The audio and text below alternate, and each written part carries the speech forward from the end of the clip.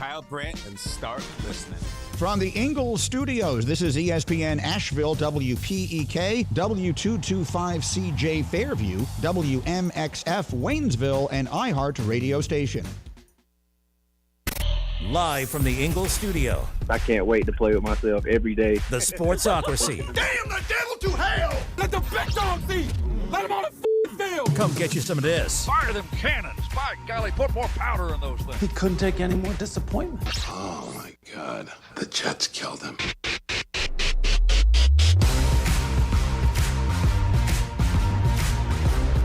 And welcome into the Sportsocracy on ESPN Asheville. It's 92.9 FM, 880 AM, 1400. The Sportsocracy is heard everywhere you go on the iHeart Radio app. You can see us everywhere on YouTube. Just go to thesportsocracy.com, click that live video link, subscribe to the channel so you can join us in the chat on this Overreaction Monday. Uh-huh. Hey, you remember that thing we said? If this is going to be just a dog water weekend of football that nobody should watch. Well, football always impresses, right? Football does stuff sometimes, and you just go, what would you say that was? Washington Commanders, I'm looking right at you.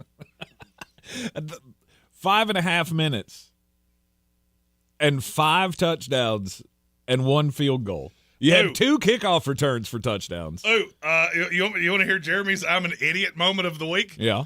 Tank and I are both in the playoffs of the Scott Fish Bowl. Uh-huh. I have Kevontae Turpin. Oh, no. I took him out 5 minutes before kickoff. No, gets better. For one, James Nathaniel Connor III. He had 7 carries for 8 yards. Yeah. Kevontae Turpin outscored him before he had control of the football. My wife heard his name so many times yesterday, she went, if he turns up missing, people are going to come looking for you. Because you get return points in that league. Yeah, he had 60. Oh, my. I would already be into the next round. But I played James Conner, so I have to watch tonight with bated breath. Oh, no. Because I need 30 points combined out of J.K. Dobbins and Justin Herbert. You're that far behind on the scoring average or just a win?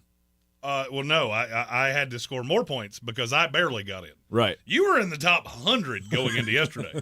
No, it's because you played 3 guys on Thursday. I did. But and one of them was one Mr. Nicholas Chubb, which helped you a lot. Yes, tremendously. I had a good week. I had a really. He was week. on my bench too. Just throwing that out there. Oh, poor guy. Who did you start over Nick Chubb? James Nathaniel Connor III. Oh, I had one spot for 3 guys. Mm-hmm. It was Kevontae Turpin the whole week, and then it wasn't. Because I'm a moron. Yeah. And Patrick Holt, who is the godfather of this here program, he is a Washington Commander fan, and he has an overreaction. He said, Washington sucks again. Not an overreaction. So, I figure that's a great place to start. I mean, do they suck again? Or was this just one of those crazy moments where, sometimes fate is against you? I mean, how many times are you going to have 2 kickoff returns for touchdowns? Granted, the last one didn't count. It counted, but you were already beaten, right? Oh, yeah. The special teams let you down. Let me just the learned football man that I am. I can't remember the kid's name that caught the onside. Let me just get down now, not no, down. Stupid. The only way you can lose is by scoring. You just lay down. Didn't do that, which just led to even more carnage. Now, on a scale of 1 to 10, with 1 being not at all and 10 being the government for me, how scared, if you're watching Washington Commander football right now, are you? I'd like a 6. I don't know. I'm not that high. Okay. I'm not that high, and I'll tell you why. Why? First of all, Jayden Daniels is a rookie. Mm-hmm. He's a young rookie, too, and invariably those guys tend to hit a little bit of a rookie wall. He doesn't play defense. I hear everybody gnashing teeth. Bo Nix is going to be Rookie of the Year. Yeah, we're going to talk about that in a little bit. I hear all of that. You do understand that he does not play defense. Not one time, not one snap. He didn't rush one passer. He didn't cover one corner, or he didn't cover one wide receiver, and he does not play on kickoffs. So, of all the people that I could blame yesterday on, Jayden Daniels falls somewhere between the janitor and Dan Quinn's personal assistant. Not sure where, but he's in there somewhere. I don't see how you can come away thinking that. I mean, my concern would be the defense. I'm not worried about Jayden Daniels. I wasn't aware that we were concerned about Jayden Daniels. There are a lot of people that are, because but they only scored 3 points in the first half. I understand that. Yeah. I greatly understand that. And do you not expect rookies to have games where they're a little off kilter and they're not really seeing things? Like, I expect that. I don't expect – I haven't even expected him to be as good as he has been. So how can I look at a bad game or a bad half and go, oh, I'm scared of this guy now? No, I mean, if you have hopes of winning games, you have to shore up the defense. You have to figure out how to limit those opportunities, right? You had everything go wrong in this game. Now you had the kicker missing kicks.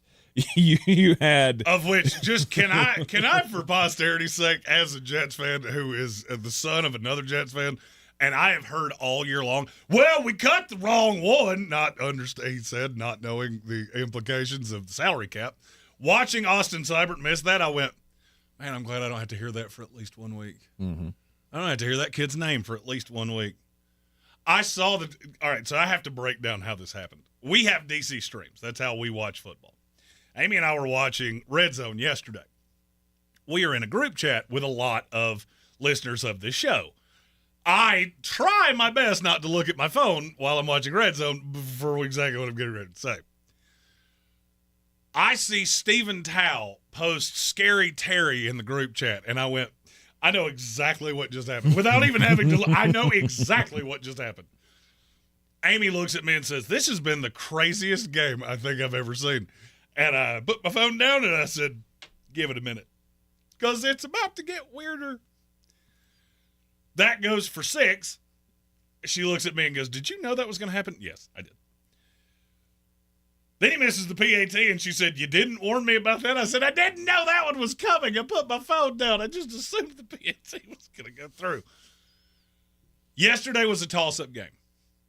You've lost a game to the playoff-bound Pittsburgh Steelers. You've lost a game to the playoff-bound Philadelphia Eagles. I am not overly worried about that. You're still light years ahead of where you're supposed to be. Mm-hmm. I see so much gnashing of teeth from Washington Commander fans.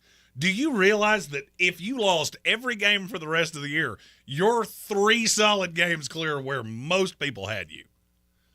You're playing with house money. You get the Tennessee Titans this week. You still haven't had a bye week. Then you get to recalibrate for a 4-week stretch to the finish where you play the Saints, Falcons, Cowboys, and the Eagles. You get this team still winning 10 games, right? Mm-hmm. You get this team still going to the playoffs. And anything from there, it's house money. Yeah. The worst thing you can play in the NFL in this time of year is a team that has nothing to lose. Washington has nothing to lose. You make the playoffs, this is a successful season, period. Dan Quinn's getting votes for Coach of the Year, period. Mm-hmm. Just enjoy the ride. This is a team that was supposed to go 4-13. The Vegas over-under was 5.5. You passed that over a month ago. Mm-hmm. Just enjoy it. Jayden Daniels should still be Rookie of the Year. Whether he will or not, we'll get to that in a little bit. You've got Terry McLaurin and a bunch of dudes. You were devastated that Brian Robinson went down. 3.8 yards per carry, Brian Robinson. Aghast! I declare, clutch my pearls. What will we do now? Well, I mean, it didn't help that Austin Eckler went out with a concussion as well. Well, he was still looking for the train that hit him. Mm-hmm. Austin Eckler got hit so hard, I felt bad for him. And I'm not sure I have a conscience. I mean, you shouldn't be jumping off of bridges over losing to the Cowboys. Look, the Cowboys suck. We know this. But sometimes bad teams win games. You know what would bother me? What's that? The fact that I let complete 75% of his passes. I'm not sure he can complete 75% of his passes on his own family. Like when they have flag football this Thursday for Thanksgiving, I'm pretty sure he's going to go about 22 or 38 because he is bad. I mean, it is amazing how a couple of good weeks of football, though, change a fan base. Right before this, I can remember us having the discussions of, well, as long as the Washington Commanders can outscore everybody, right? And then the defense played pretty well for a couple of weeks, and you went, oh, wait, maybe we're putting it together. And then you have a game like this where, I mean, really, again, 2 touchdowns of this was just complete fluke. Oh, I mean, Kevontae Turpin, he did a spin move 40 yards away from everybody else, and everybody went whoop to the side. He went Quinshon Judkins College Football 25 like, you can't deal with it. Right. I mean, it truly was like the video game where you hit the spin move and everybody following the play went with the spin move.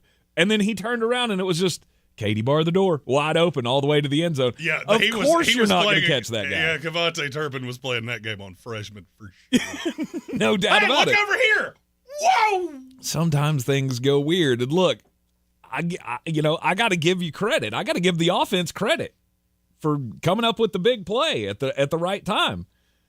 You know, special teams, you got some stuff to work on. Special teams, this is not going to be a fun Monday because watching that tape, we had Coach Kent Briggs in here with us earlier, that would not be a fun tape session. No, sir. There would be a lot of words said in that rhyme with duck. At least if I was the one running it. Now, here's the part that nobody seems to be understanding. Do you realize how much money this team has going into the offseason? Is it a bunch? They're 4th. They have $103 million in cap space. Nice. And teams and players want to play for them. Would you like a list of teams that are within $30 million of the Washington Commanders? The New England Patriots, they have the most in the league. Okay. It's cold, and it's pretty promising, though, with Drake. That's fine. I mean, that's fine.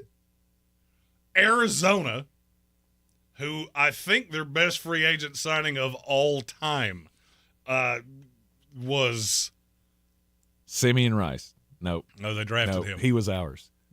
Yeah. We got him from them. Yeah, he's Emmitt good. Smith. Michael Pittman. He got him from better us. than anybody I could think of. Arizona is a place where historically NFL veterans have gone to die, but they get a really big paycheck on the way out. Yeah. The Las Vegas Raiders, I think I'm good. Chicago,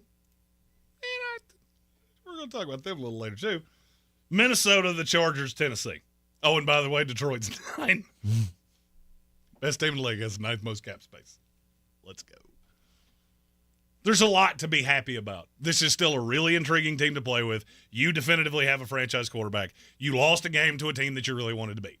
Okay? This would be like if the Jets were actually good and we lost to New England. I know they're terrible. I just wanted to beat you because you have haunted my nightmares for quite some time. I get it. I understand why you're upset, but you shouldn't be, oh, woe is me. We are doomed to the pit of misery. You're 7-5. Right. With 4 of 5 very winnable games left on your schedule. Look, I'm not saying that this is the way this is going to go down. I just want to remind everybody that what I'm looking at, the win-losses here for the Washington Commanders, they look a lot like they did for the Tampa Bay Buccaneers when they won the Super Bowl in 2020. We were 7-5 too. You can go on a hot streak at the end of the year and be one of the hottest teams going into the playoffs. And, I mean, you can win 4 out of the next 5 games. All right? I'm not going to give you the Eagles. What? I just found my outside story and I didn't even need to. I clicked the wrong link and I went, there she blows. I'm not giving you the game against the Eagles. But you go 4 out of 5 down the stretch, you're going to be one of the hottest teams going into the playoffs. And it's a team that nobody wants to play. No. I mean, I get being upset because you've lost 3 games in a row. Now, I will say this. Patrick Holt said this in our YouTube chat. They should have gone for 2. In this instance, I agree with you. This is where I go for 2 because you don't deserve to be here. This game should have been long over if Dallas was competent. You're playing with house money? Okay, yeah, that's where I'm going for 2. Yep. I'll go for 2 because I don't think you can stop me. This crowd is losing their collective minds. I don't think you could stop me if we came out here with 7 players. I would have gone for 2 there. Okay. And now, it's easy to say that. My wife can attest, I said that before they ever kicked the PAT. Go for 2. Don't play around here. I don't ever want to trust anything to a kicker.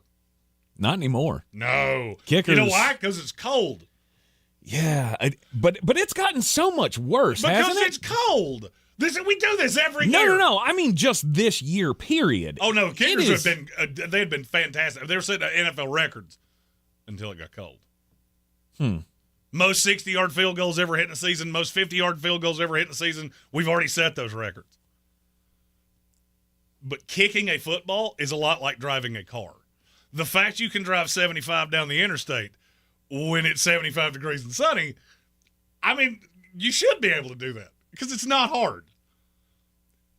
Try doing that in a blizzard. Wait till it gets 12 and you've got liquid stuff falling from the sky that freezes as soon as it touches anything. Mm-hmm. Now you hit 75? First of all, idiot. Second of all, impressive. Makes it look, kicking it is just like catching it, right? It makes it harder. It makes it tougher. It does feel like they aim for those damn yellow sticks all the time. Like, why are you not aiming for the middle? Can you stop aiming for the stick? Because it's like watching it gets real close a lot. It's like watching my wife drive a car. Like, you understand that line, we don't have to park on that line. There's a whole spot there, right. And you got a little car, and you just put it right in between them. Right. You got a lot of wiggle room. It's almost there. like they're playing a video game, and that zone is like the 100-point zone. And we got to sneak it in just so we can get the bonus star at the end of the mini game. Right. I got to hit the target that's right on the inside of the upright. Like, no, you don't. You can drive it right down the center of that thing. Yeah, listen, Sebastian, you get 3 points whether it hits the upright or if it just goes right down the pipe. You don't get extra points for difficulty. No, and I feel like every kicker tries to make it that way. Denver Donkeys has a idea in the YouTube chat. If you hit the upright and it goes through, they should give you 4 points. That would make the game a lot more fun. You know what? Yes. I'm usually not into weird rule changes like that. I'm in for that one. Yeah. They should give you points for every time it hits. Because remember the double doink that went over? Oh, yeah. Yeah, you should get 5 points out of that. I've always said you should get a point if the kickoff goes through the uprights. Yes. I've said that for 20 years because that's an impressive feat. Yeah, but we gotta step you back. If we're gonna start doing that, if you want to try to go for one, you got to kick it from the 20. That's fine. I'm fine with that. You got to kick it 90 yards to get it through that. You will see some tanked out kicker that looks like me. That's just Hulk smash. Wow! You know, that thing could wind up out of the stadium. It's like the John Daly of looks kickers. like Jared Lorenzen stepped out to kick a football. Like, everybody got a double cheeseburger and a cold beer. Boom! You're in the Sportsocracy, and this is ESPN Asheville. It is an Overreaction Monday. We'll be right back.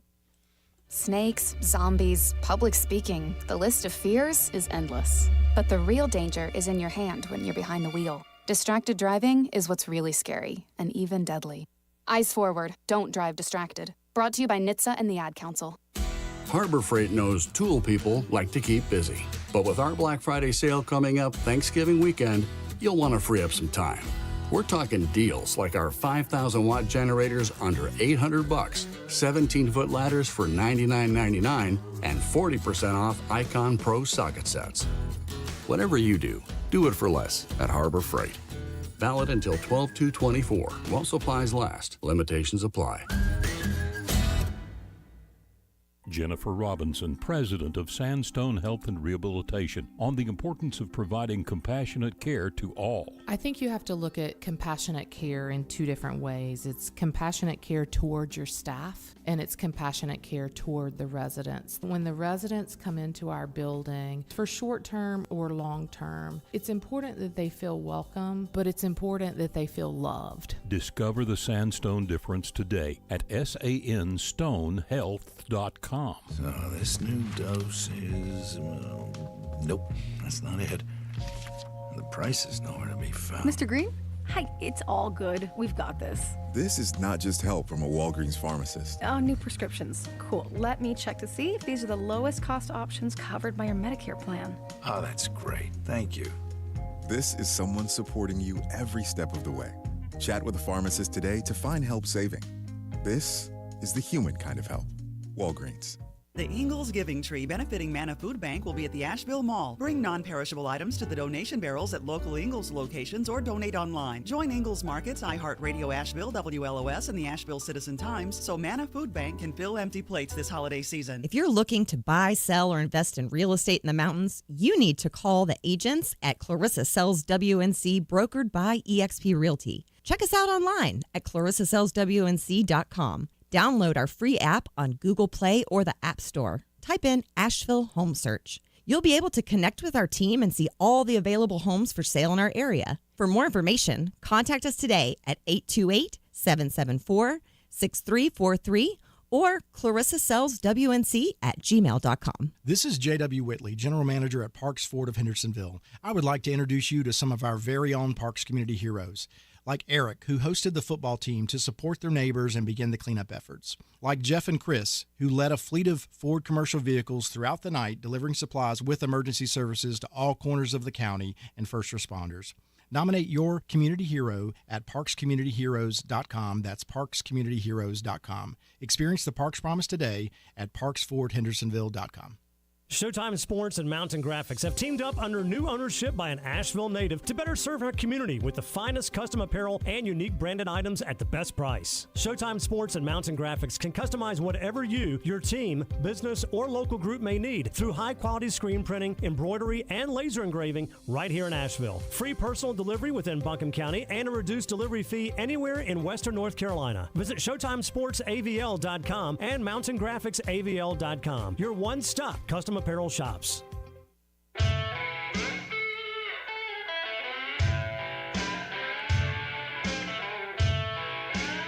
The Sportsocracy. These guys are a f***ing disgrace. It is ESPN Asheville. This is the Sportsocracy on an Overreaction Monday. Welcome back into the program. I just ate an entire Thanksgiving plate of food in 3 minutes. Yes, it was quite the feat. I'm disgusted by what I just seen. I just watched you eat a piece of ham out of a keyboard that's been touched by no less than 25 other people. Listen here, look, caveman. Look, I don't need your criticism. Look, it was at least the 5-minute rule. Okay. Let me put it this way: you don't need a shot of any kind. Nope. For 3 years. Nope, I do not. Because if that doesn't kill you, you're fine. Yeah, I'm impervious. I am iron stomach when it comes to food and things. Old gas station hot dogs over there, crushing it. Yes, no doubt about it.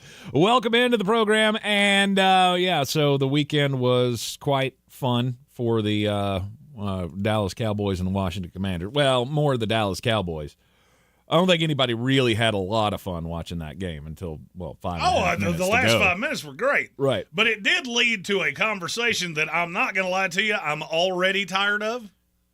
And that is Jayden Daniels ain't the Rookie of the Year? Should Bo Nix win the Rookie of the Year? Get them.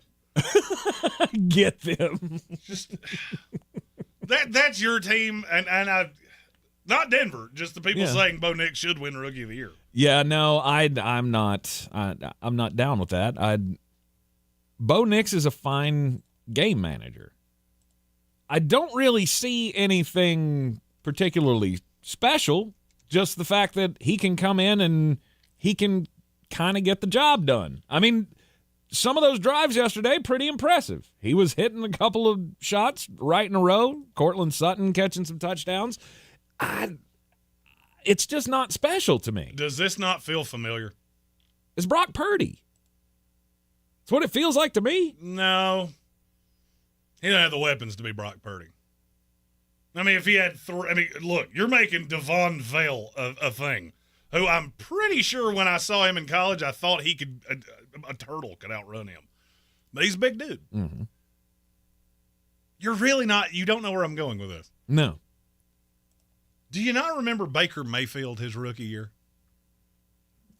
He came in, he threw a few more interceptions than Bo Nix, but not by much. Okay. I'm looking at it now. Completed almost 64% of his passes. Mm-hmm. Where's Bo Nix at? 64%. Averaging 7.7 yards per pass. Bo Nix is at 6'5". 27 touchdowns, 14 interceptions, sacked 25 times. Bo Nix has been sacked 19 times. He's currently about a 2-to-1 touchdown interception ratio. It's the exact same guy. Mm-hmm. They are the same guy. And so now I'm going to throw the hard right turn of, if you want to give him Rookie of the Year, that's fine. I won't object. He's playing on a bad team, and he's doing good things. Mm-hmm. And when I say a bad team, that roster's not talented. If you don't believe me, name me the 5 best players on that team. You'll figure out how scant that gets pretty quick. Because even in Washington, I can go Terry McLaurin, the 2 interior defensive linemen, Marshawn Lattimore. I know he didn't play yesterday. Austin Eckler. Mm-hmm. I got some guys.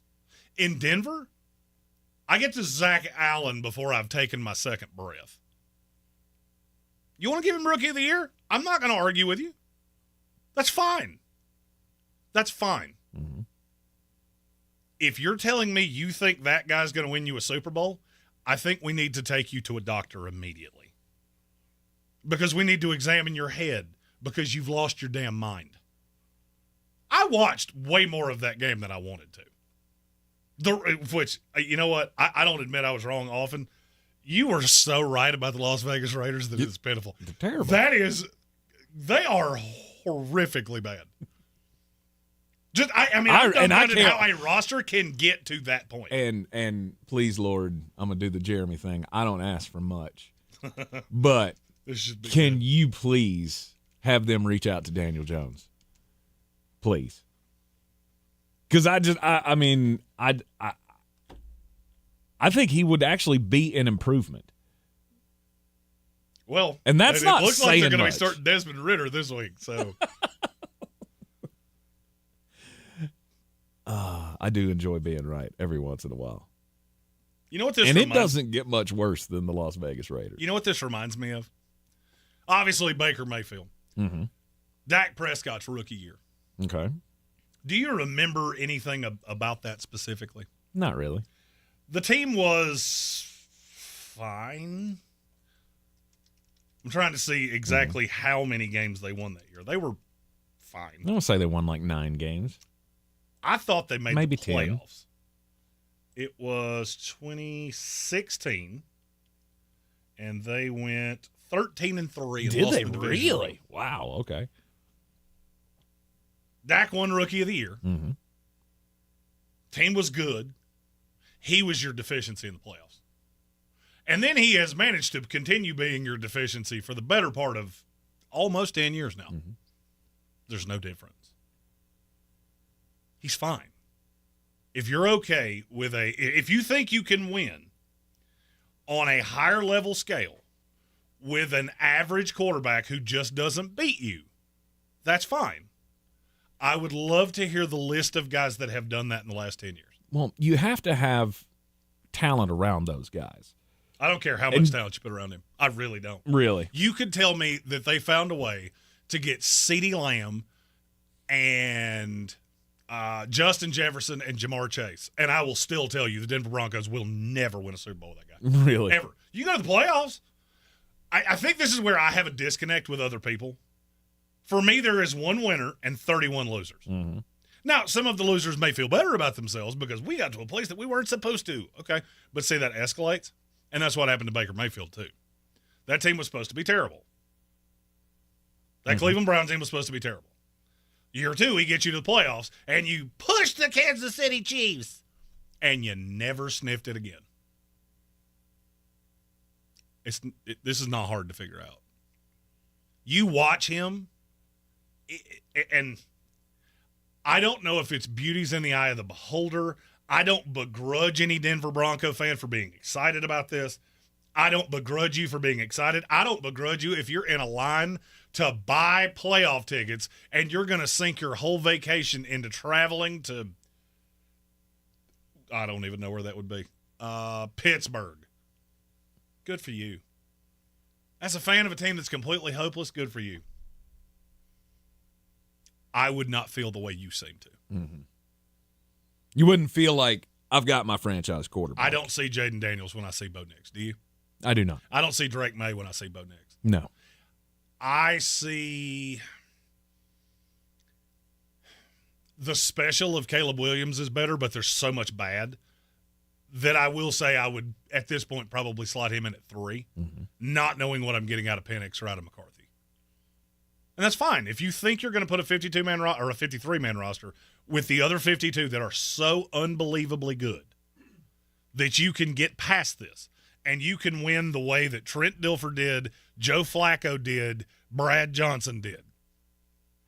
Okay. I think you're out of your mind. Mm-hmm. But I at least get what you're saying. I just would say tap the brakes and look at who you're beating. Because, I hate to break it to you, that does matter. In a league where there are haves and have-nots, you beat the smoke off the Falcons. Awesome. They're a bottom 13, 14 team in the league. Mm-hmm. The Raiders are probably the worst team in the league. The Panthers are in the bottom 5. The Saints are close. Vegas again. The Jets are in the bottom 6 or 7. Tampa Bay's right there with Atlanta. What happened when you played Baltimore? Oh, that didn't go so hot. Mm-mm. But. By the way, and that's a bad defense too. But 2-point game with the Chiefs.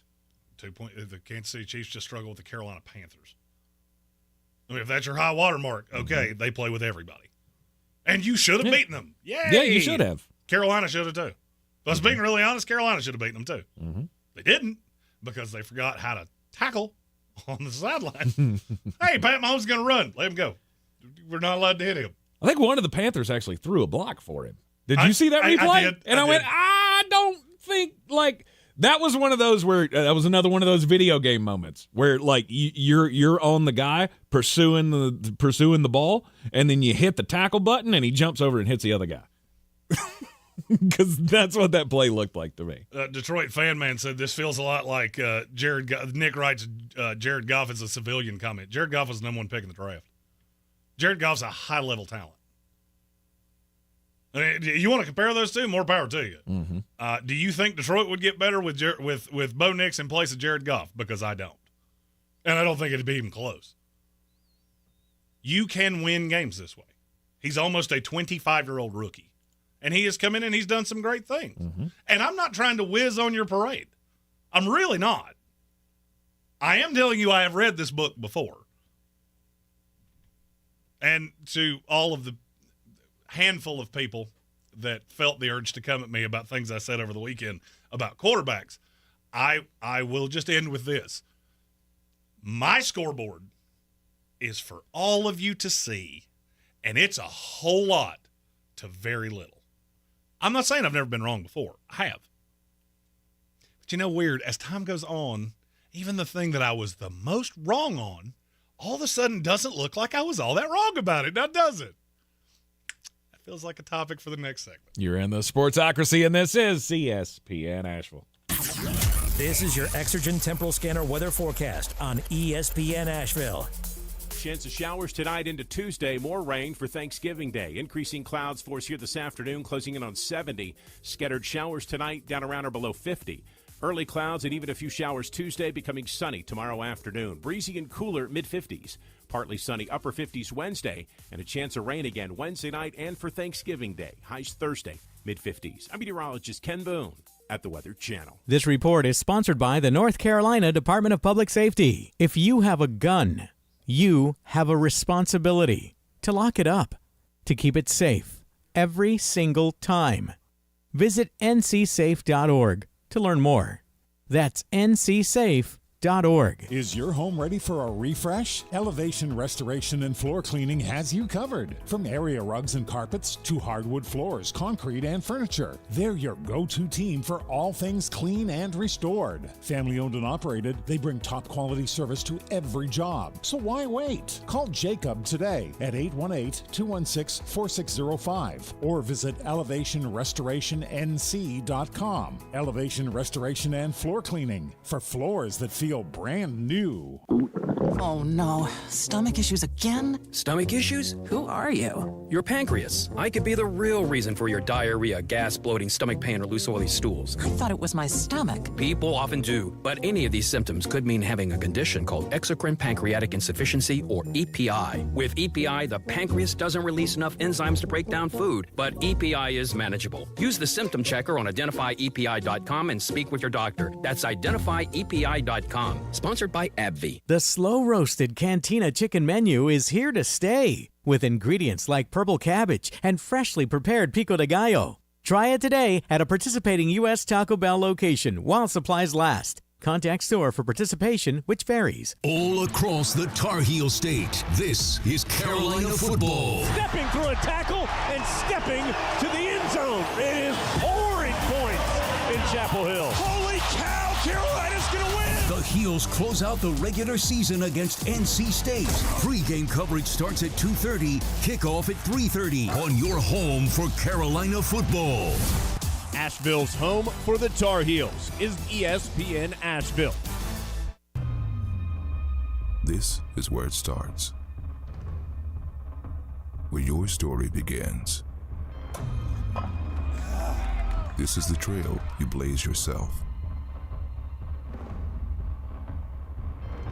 And step by step, you get stronger, faster, better. This is where it starts. How will you finish? Ingles, we're with you every step of the way. Do better, be better every day. That's the Parks Promise. Our mission, to improve lives with every interaction. This is JW, General Manager at Parks Ford Hendersonville. Experience the Parks Promise today at parksfordhendersonville.com. That's parksfordhendersonville.com. If you're looking to buy, sell, or invest in real estate in the mountains, you need to call the agents at Clarissa Sells WNC, brokered by eXp Realty. Check us out online at clarissasellswnc.com. And did I mention that Clarissa Sells WNC loves teachers? We love teachers so much, we're giving back 25% of our commission at closing. For more information, contact us today at 828-774-6343 or clarissasellswnc@gmail.com. Boy, you must be outside your mind. The Sportsocracy. Just a bit outside. He tried the corner and missed. Back at the Sportsocracy, this is ESPN Asheville, 92.9 FM, 880 AM, and 1400. And the San Francisco 49ers, I'm sure we're going to talk about them at some point. Yeah. And whatever that was they put on the field yesterday. Yeah. Late in that game, they had 12 men on the field on back-to-back plays. That is real hard to do. There was a timeout involved in there too somewhere. Right, exactly. So you had the 12 men on the field, there was a timeout, and then you ran 12 more back out on the field. Tell me you don't know what the hell you're doing. I've never understood in a base alignment how you don't figure out there's 12 guys on the field. Like, two guys run out there and go, "This is my spot." Or admit it like it, but this one is my. What are you doing here? This is my spot. No, this is my spot. Uh-oh. Yeah. Oh, crap. Yeah. This only happens if we boo-booed somewhere. That was rough. Look, but, weird things can happen over the course of the game. You would think that, chances of things going awry and people getting confused with the game plan and things like that, those things can happen late in a game. You wouldn't expect it to happen at the very beginning of the game. The other night in hockey, you had the Nashville Predators playing the Seattle Kraken, and they got the damn starting lineup wrong. I saw that. I actually almost told this story, brother. They got a penalty before the damn game even started. That's they had hard the to do. wrong guys on the ice. Apparently, it was like a clerical error, and they was supposed to put so number 1 was supposed to be in the starting lineup, but they put 91, and so it was the wrong guy.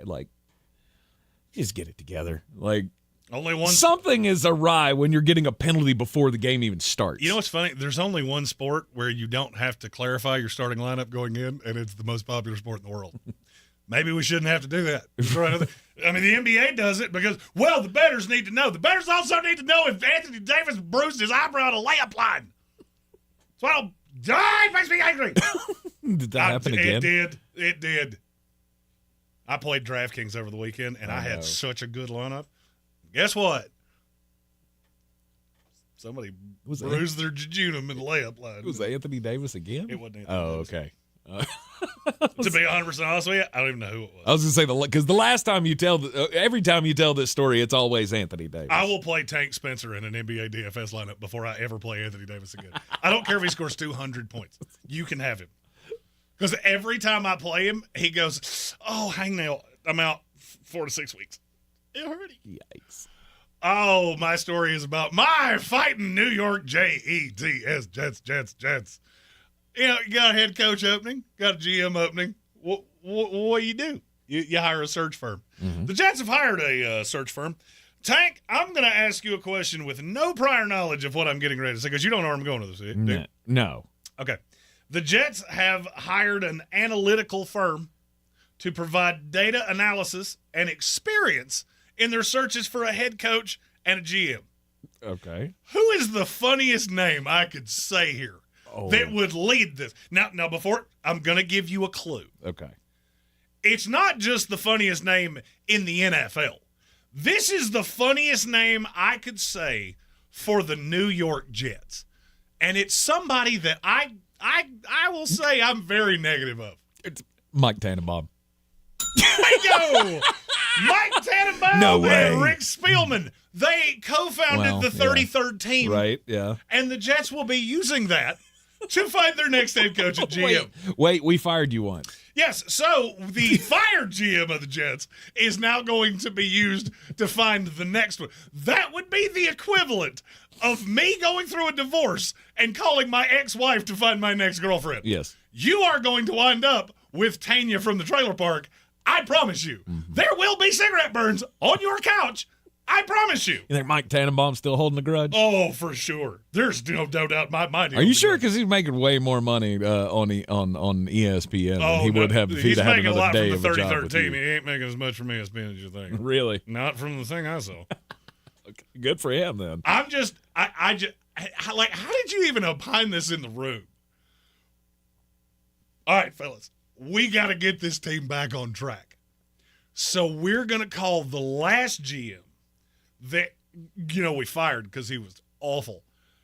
We're going to call him and see who he thinks we should hire for this. If the next head coach of this team's not Rex Ryan, I'm going to be mildly shocked. What would be absolutely hilarious is if Mike Tannenbaum went, got the perfect combo. Me. This dude right here, who's got 2 thumbs and should be the next GM of the Jets. This guy. Wow. There is no team in the NFL that's this stupid. Do they not read his articles? Because I don't think I've read one of his articles on ESPN where I haven't gone, yep, that's exactly why you got fired. I do it all the time. I've said it on this show no less than 30 right. times. Every article he's ever written about anything, you go, oh, yeah, I remember why they fired you. You know who he's going to recommend, right?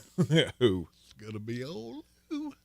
Bringing back Sweet Lou to coach the New York Football Jets. Well, he's going after Bill Belichick. Oh, no, Bill Belichick. His girlfriend's dad could be the owner of the New York Jets, and he would still go, I think I'll pass. I have a standing 5 o'clock at Senior Frogs. Although that would be the perfect way. I mean, if he hates the Jets so much, take the Jets job and just tank it. You know what? Of course, it can't get worse. I want somebody to do this. I want one of you that has at least a decent relationship with an ex and you're single. I want you to call that ex and ask her if she's got any friends that she can set you up with and record that call. As a matter of fact, I might do it myself.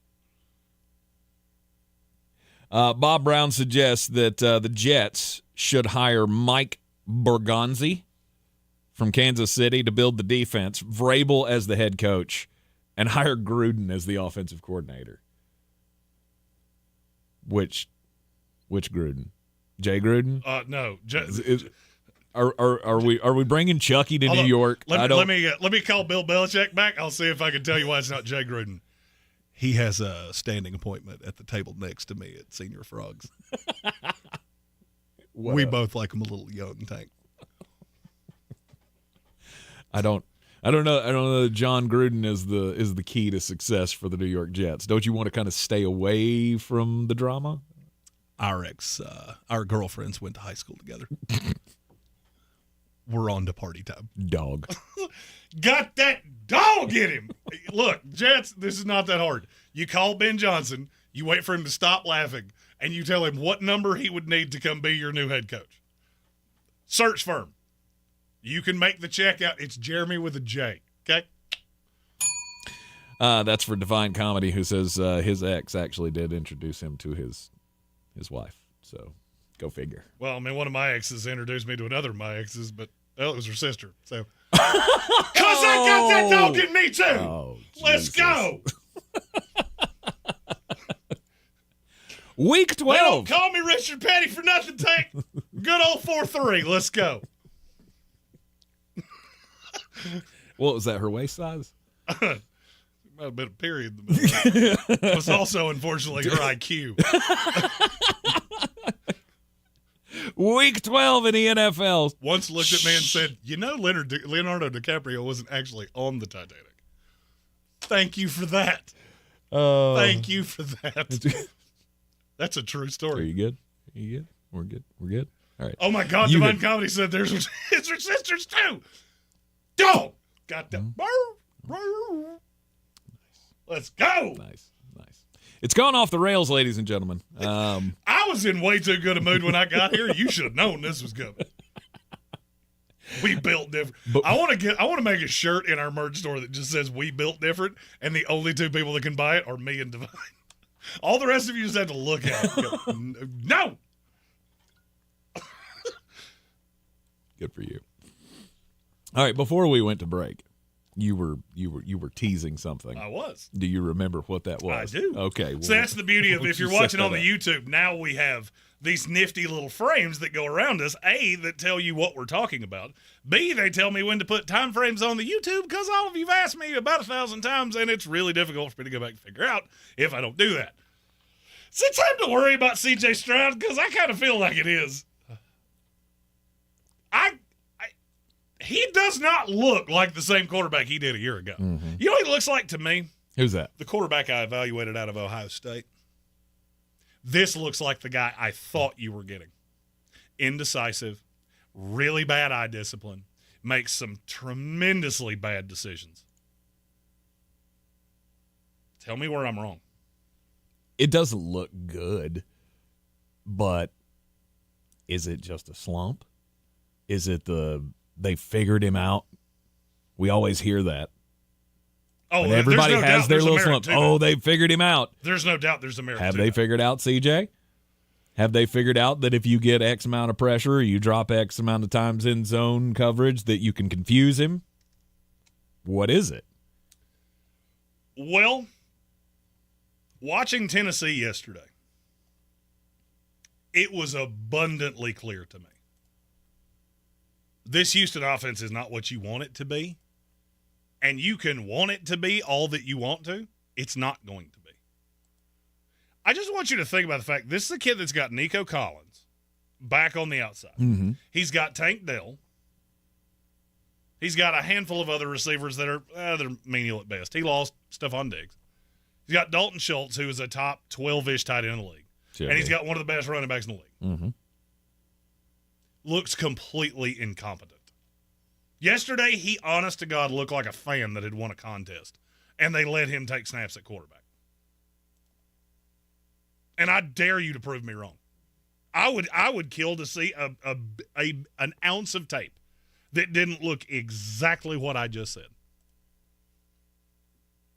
He looked overwhelmed. He looked like he didn't have even the foggiest of a clue of how to adjust in any way. And I know definitively what's coming today. I haven't heard it yet, but I know it's coming. Well, Bobby Slowick doesn't make adjustments. It's all Bobby Slowick's problem. It's all his fault. Yeah, the guy that every team in the NFL wants to interview, yeah, he's the problem. That makes plenty of sense. Bobby Slowick didn't tell C.J. Stroud to run to the back of the end zone yesterday. I understand you love to have somebody to blame, and it's really very rarely going to be who deserves the blame. C.J. Stroud's the problem here. Mm-hmm. I noticed it against the Jets. I'm a Jets fan. That defense is not good. It took 4 guys to get home, and anytime you got home, he completely dutied in his pants. And sometimes he would just sit down in it. Like, I don't know what to do now. Tape's out. The tape's out, and I'm not trying to get in front of anything. I really don't like being wrong. And when it comes to quarterbacks, I pride myself on being wrong very rarely. Tank, if you had to take a stab in the years we've been doing this quarterback thing, the years we've been doing this NFL draft thing, how many quarterbacks have I just egregiously missed on? I would say Stroud and Lamar, probably the biggest ones. I'll give you Lamar. I don't want to. Because I went too far, because Nate Brown poked at me every Saturday. And by the end of it, I was like, he should be working at Chipotle. Or Jeremy did that thing that Jeremy does when somebody pushes back. He goes a little too hard in the paint because he's got to be right. He's got to be, he can't play. Same thing you did with Justin Jefferson. I tried to convince you that Justin Jefferson was good, and you took the opposite side of that. We can talk about Justin Jefferson at some point in this show, too, because I feel like we need to. Everybody has their slumps. It's so and maybe funny. Maybe this is just CJ. And I'll be honest with you, because the Justin Jefferson thing's not a huge story. But I'm going to tie it into C.J. Stroud. One of the qualms I had with Justin Jefferson was I thought he was a complete head case. And I thought he would get very pouty if he wasn't getting the ball. Weird. What's happening in Minnesota right now? Exactly that. All of the problems I had with C.J. Stroud when he came out of Ohio State, I'm seeing them all right now. It would be one thing if he had come in as a really polished prospect, and I wasn't in any way surprised at how good he was last year. I was dumbfounded how good he was last year. Couldn't figure it out for the life of me. Watching tape going, did he have a lobotomy or something? Because this is not the same guy I watched at Ohio State. Weird. Now you've got all the toys you could ever want. And what happened? He's become the same guy I saw at Ohio State. I got into one of the longest arguments, I think, in the history of this show on social media yesterday with a guy who kept literally just over and over again, if you don't think C.J. Stroud's elite, you're stupid. Then I'm stupid. Then I'm stupid because he's not. If you watch him right now, not what you saw last year. I don't care what you saw last year. Will Levis 2 months ago looked like he should be working at Allstate. He doesn't anymore. Bryce Young doesn't either. I'll talk about that in a few minutes too. C.J. Stroud has regressed. His feet have regressed. His eyes have regressed. His ability to diagnose a defense has regressed. And I'm not sure it's coming back. I'm not sure that now that we have tape on this kid, it's not, we're playing chess and it's your move, and I don't think you know what to do. Because he's getting worse by the week. I'm going to assume he doesn't go in and watch tape and just go, nope, I'm good. 5 games in a row. 5 of the last 6. He's been sub 52 QBR. 50's league average. No. 50 is Baker Mayfield. He's been below that 5 of the last 6 games. Weird. They've lost 4-6. That's not an irony. No. That defense is really, really good. Really, really good. And I would be remiss if I didn't ask, do you not think there's a merit to that? Last year you were playing in the god-awful AFC South. The Jaguars were not good. They've regressed completely in 2 years. The Colts were not all that good. They found a way to almost sneak into the playoffs. And the Titans weren't good. You played one of the easiest schedules in the history of the NFL. Then as the 1 seed, all of a sudden you started seeing real defenses, and all of a sudden all those problems I had about C.J. Stroud, they reared their ugly head all over again. Do you find that to be ironic? Because I don't really believe in coincidence. Expectations are hard to live up to. And maybe that's part of it. Maybe there's a mental aspect to this where CJ's in his head. He doesn't have the confidence that he built last year. And things like this can snowball out of control. I mean, is his offensive line? The offensive line's awful. I mean, are they completely terrible? The offensive line's awful. Huh? They're terrible. Sometimes you can't get over that. Which, by the way, is exactly what I tried to tell you last year about Bryce Young. He's playing behind a Swiss cheese line. He doesn't have the time to think, let alone make a decision. Yeah. So, I mean, if he has no time. But you've got weapons that should be keeping pass rush off of you. You would think. Because they can kill you down the field. Even John Mechie can hurt you down the field. Xavier Hutchinson can hurt you down the field. But once they find out. But once they figure out you can't get it to them. All I got to do is get in your head. Where is C.J. Stroud right now in QBR in the NFL? Oh, I'm going to guess he's probably 17. Lower. Really? 24. Lower. He's 25. Yikes. He's 25. It's not good. You want to hear the list of guys that are behind him? Do tell. Oh, got to hit the right button there, dum-dum. Caleb Williams, Dak Prescott, Daniel Jones, Anthony Richardson, Gardner Minshew, Will Levis, Bryce Young, Deshaun Watson. That sound late to you? Mm-mm. That doesn't sound late to me. Because that's over the course of the entire year. You factor in the last 6 games, there are 2 behind him. 2. He's been awful. And I think, Houston, you got a problem. You're in the Sportsocracy, and this is ESPN Asheville. Overreaction Monday continues after the top of the hour. Summit Dental gives you dental visits without the anxiety. Hey, it's Mark Starling from First News on 570, and that's what they did for me. You know, your comfort is their priority, and they do all they can to put you at ease and personalize that experience. Summit Dental's complimentary comfort menu includes items like aromatherapy, heated neck wraps, and blankets. Dr. Reinhardt and his staff make your dental experience comfortable and one that you understand, moving at your pace and letting you know what they're doing before they do it. Learn more about why Summit Dental is 5-star rated on Google. What if you could hear your favorite song for the first time again? Introducing the all-new, reimagined Nissan Kicks. With an available Bose Personal Plus sound system that uses speakers in the headrest to create a 360-degree listening experience. You've never heard anything like this. Reimagine your music and your drive. Experience the all-new reimagined Nissan Kicks for yourself at nissanusa.com today. Available feature. Bose is a registered trademark of the Bose Corporation. Watching Clorox cleanup spray dissolve tough grime in the shower feels like... Wait, this really just happened? I'm shocked. Underwear and everything? It feels like being able to zip up your overpacked suitcase on the first try. Smooth. With Clorox, clean feels satisfying. Clean feels good. Use as directed. We know it's the time of year to give thanks and spend time with friends and family, but there is something else to be thankful for. Touchdowns. And DraftKings Sportsbook, an official sportsbook partner of the NFL, is the #1 place to bet touchdowns.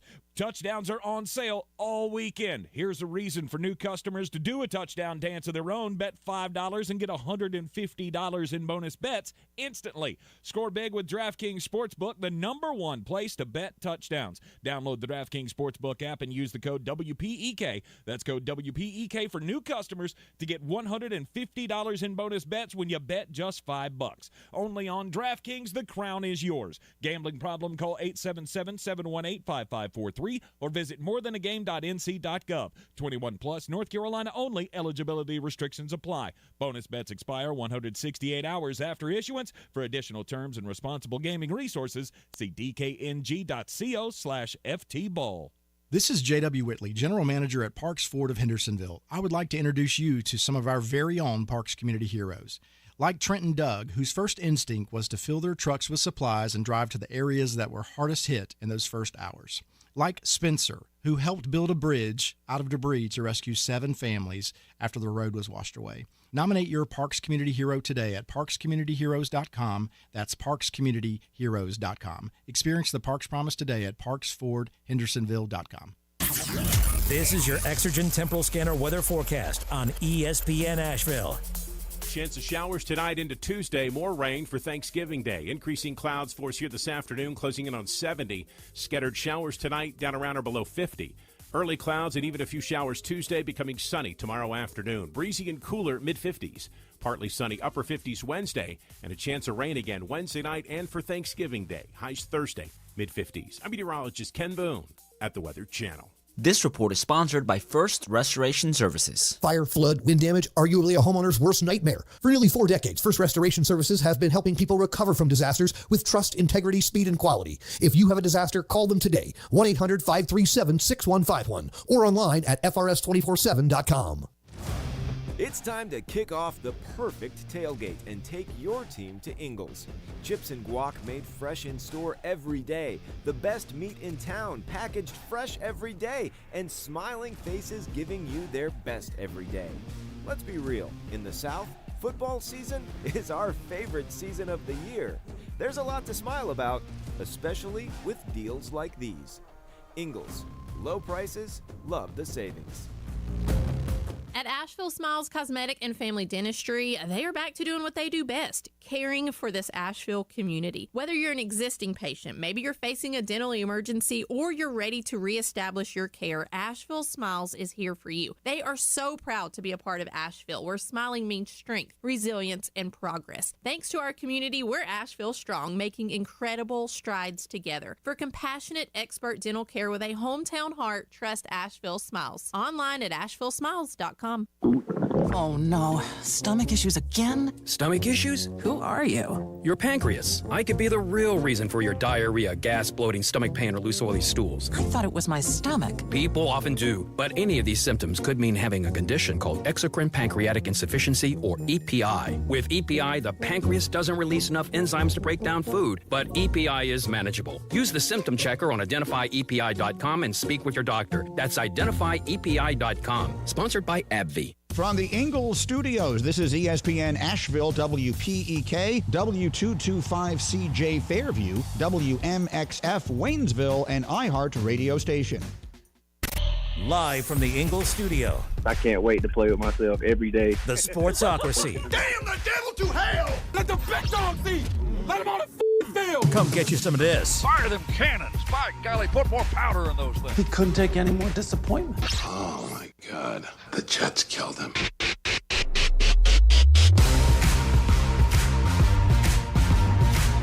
It is ESPN Asheville. It is the Sportsocracy, and we are live in the Ingles studio, 92.9 FM, 880 AM, and 1400. And the Sportsocracy is heard everywhere you go on the iHeart Radio app. Take us with you anywhere, live or on demand. And the same thing with the YouTubes. You can watch us here in the studio. Just go to thesportsocracy.com, click that live video link, subscribe to the channel, join us in the chat. I had to make sure I didn't have any 7-layer salad in my beard. Again, yeah. That was. I think you got all the onion out of it. I think you're okay. That's good, though. Yes. Welcome back into the program. If you want to come out and see us, we're going to be live down at the Asheville Mall 4 to 6 today. So when the show is over, we're going to skedaddle across town 4 to 6 for the lighting of the Ingles Giving Tree. They are setting it up there once again. Of course, accepting donations for Manna Food Bank throughout the holiday season. So come on by and see us. I think we're going to have some register to wins out there for the first hour of the remote. So 4 to 6 at the Asheville Mall for the lighting of the Ingles Giving Tree. We'll be lighting that sucker up right at 6 o'clock tonight. So it's always a fun time. Nice holiday, festive atmosphere. I think we're right down the hallway from the big man. He'll be down there seeing the kids. Santa? Let's go. I mean, I don't know. I don't want to speak out of turn here, but I believe he was there last year, wasn't I'm he? sitting on his lap and wishing for Ben Johnson for Christmas. That is happening. That might get security called, but okay. I don't know how many of them it'll take to get you out of there, but we're going to find out, right? How hard did you vet Santa before you brought him? But the Giving Tree will be set up there. We'll have Christmas carols being sung and all that. So come on by and see us 4 to 6 today at the Asheville Mall. We also have 2 super chats, one that just came in and one that we missed from the first hour. Here comes the money. Here we go. Money talk. Here comes the money. First one came from Soaring Eagle. Said the headline of the week, the story that he sent me about Mike Tannenbaum being in charge of the Jets GM search. He also sent me one about Joe Douglas. Did you see the story about how they fired Joe Douglas? No. So they were at practice on Tuesday. Okay.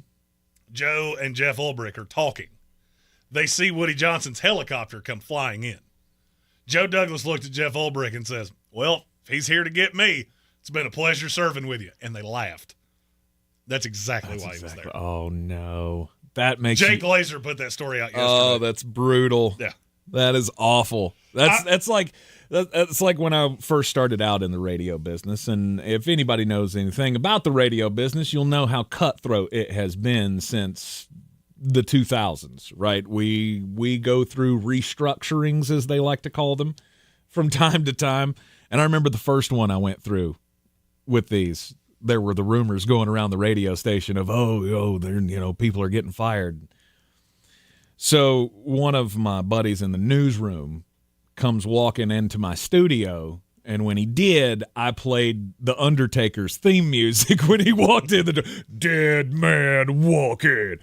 And we got a great chuckle out of it. And then 10 minutes later, he came back down the hallway and went, I hate you so much. You jinxed it. I was like, I didn't jinx it. You were getting fired anyway. You're terrible at your job. Like, there was no shot they were giving you. So, yeah, I've kind of been in that same scenario before of joking, maybe this is it. And then, yep, lo and behold, this is it. Kind of reminds me of the last time I got fired from this building. And you keep letting me back in. Well, it helps that you brought in a business guy that went, there you go. Here you go. We got a plan. Just signed by the X. Don't read it. All right, and next super chat. Here comes the money. Here we go. Money talk. Here comes the money. So it's from Matthew Hoffman that said, I believe it's time for everyone to realize that Kansas City is not a Super Bowl contender this year, and all three P-Talk should be on conversation probation. They're a top 6 NFL team at best. Okay. Well, I don't know that I can go that far.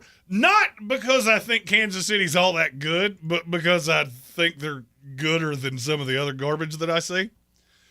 I'm going to ask you, no particular order, what teams do you know are good right now?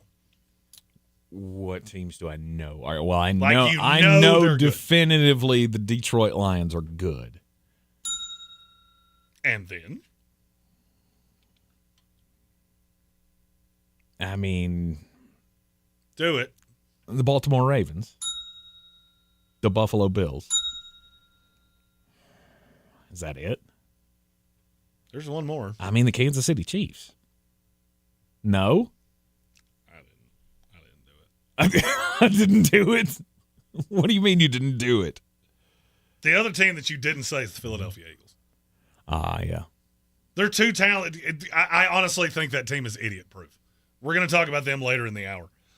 But I will admit, I look at Kansas City. I don't know what's going on here, but you keep telling me how good that defense is. Why do I never see it?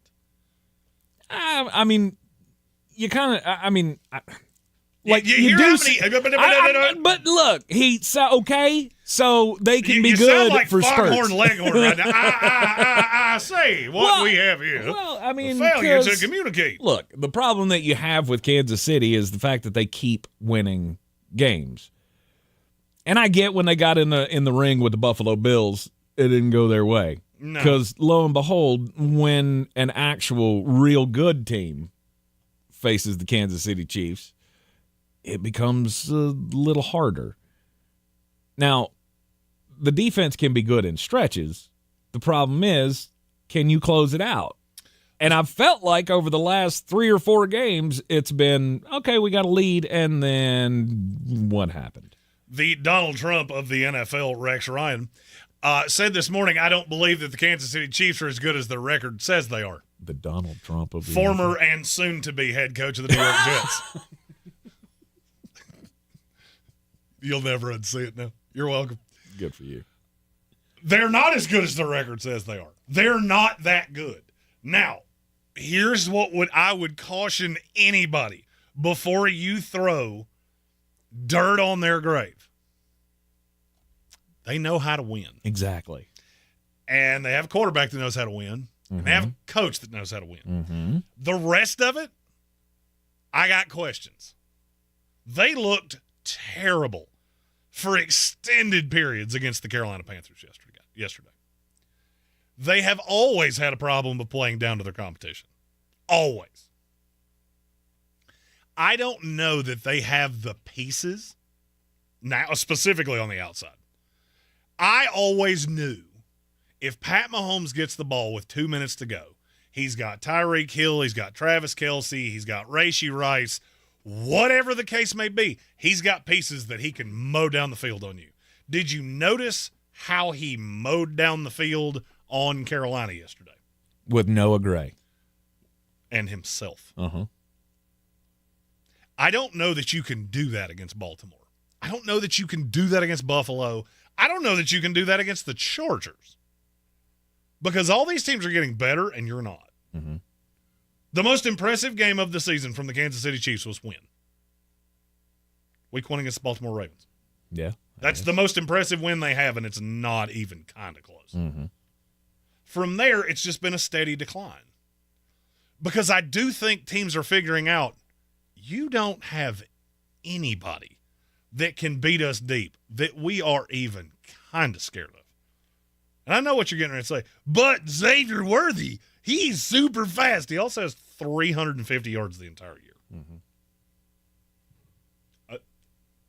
He's this great deep threat. Then why is he outside the top 100 in average yards per catch? He's super fast. He's also not a wide receiver at all. You don't have anything else that worries me. DeAndre Hopkins can go up and catch a 50-50 ball. He ain't beating anybody. Straight up, he's not beating anybody. Mm-hmm. He looks slow, and he looks old. The only one beating anybody right now seems to be Noah Gray. Which is because we're out of players. I don't have anybody for him. I didn't think we needed to put anybody specifically on him. I mean, Travis had a couple of catches yesterday that was, it's good to see that he's still alive. But the trust isn't there. And no, this team's not as good as they were, but they're still a good team. They may not have it all sewn up position battle-wise, but I'm not when it worried comes about, down to the end of it, that. if they got a shot, they got a shot. Look, X's and O's will always play a huge role in the NFL. It is really hard to be the king because you get everybody's best shot. Mm-hmm. From the Carolina Panthers to the Denver Broncos to the Las Vegas Raiders, all the way up to the Buffalo Bills and the Baltimore Ravens. I don't know that this team has the Jimmies and the Joes. I look at the defense. You've got one corner that I trust really in any way. You got a couple that have played well at times. When I get into the playoffs and you have to deal with Jamison Williams, and you have to deal with Khalil Shakir, and you have to deal with the second receivers on a lot of these teams, I don't know that that's going to be an advantageous matchup for you. I love Trent McDuffie. I've loved him since the second I saw him coming out of Washington. I think he's an insanely talented player. Kansas City, to me, feels like they are suffering from a very, very basic syndrome that I have seen many, many times before. It's called success. Success breeds what? Riches. Mm-hmm. So now you've got Pat Mahomes that's on the higher side of quarterbacks. Greatest value in the NFL, no doubt. Chris Jones is on the high side. All of these ancillary pieces that you've got, the line. You can't afford luxuries because you're paying guys on the highest side. And we haven't even scratched the surface. Look how many guys that they still have left to give money deals to. I don't think this is going to stop. Here's where I do believe they have an advantage over New England. This happened to New England. New England basically, in the last 10 years of Brady, they were always good enough to get there, and Brady was always good enough to potentially beat you. The team around him was not always good enough to potentially beat you. It was almost like every third year they would kind of load up because they would have to get through the contract cycle, got to pay some guys, got to move on from some other guys, replace them with draft picks, develop the draft picks, wait for the draft picks to become the next stars. And you would hit these little lulls, which is what I'm seeing with Kansas City. Kansas City's got guys that will be really good a year from now, 2 years from now. I'm not sure that you don't have so many of them right now that you're very vulnerable to Lamar Jackson. I think you're very vulnerable to Josh Allen. I'm not sure you're not vulnerable to the Los Angeles Chargers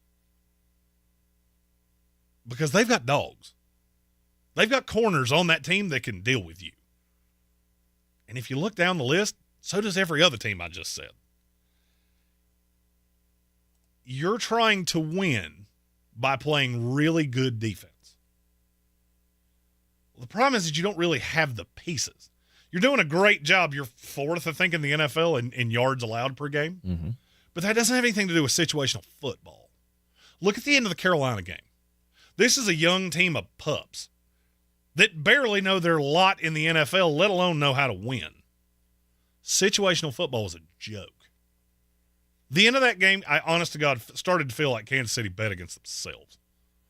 Trent McDuffie, PI in the end zone. Mm-hmm. Play call for Carolina was nothing special. You couldn't stop it. They need 2-point conversion.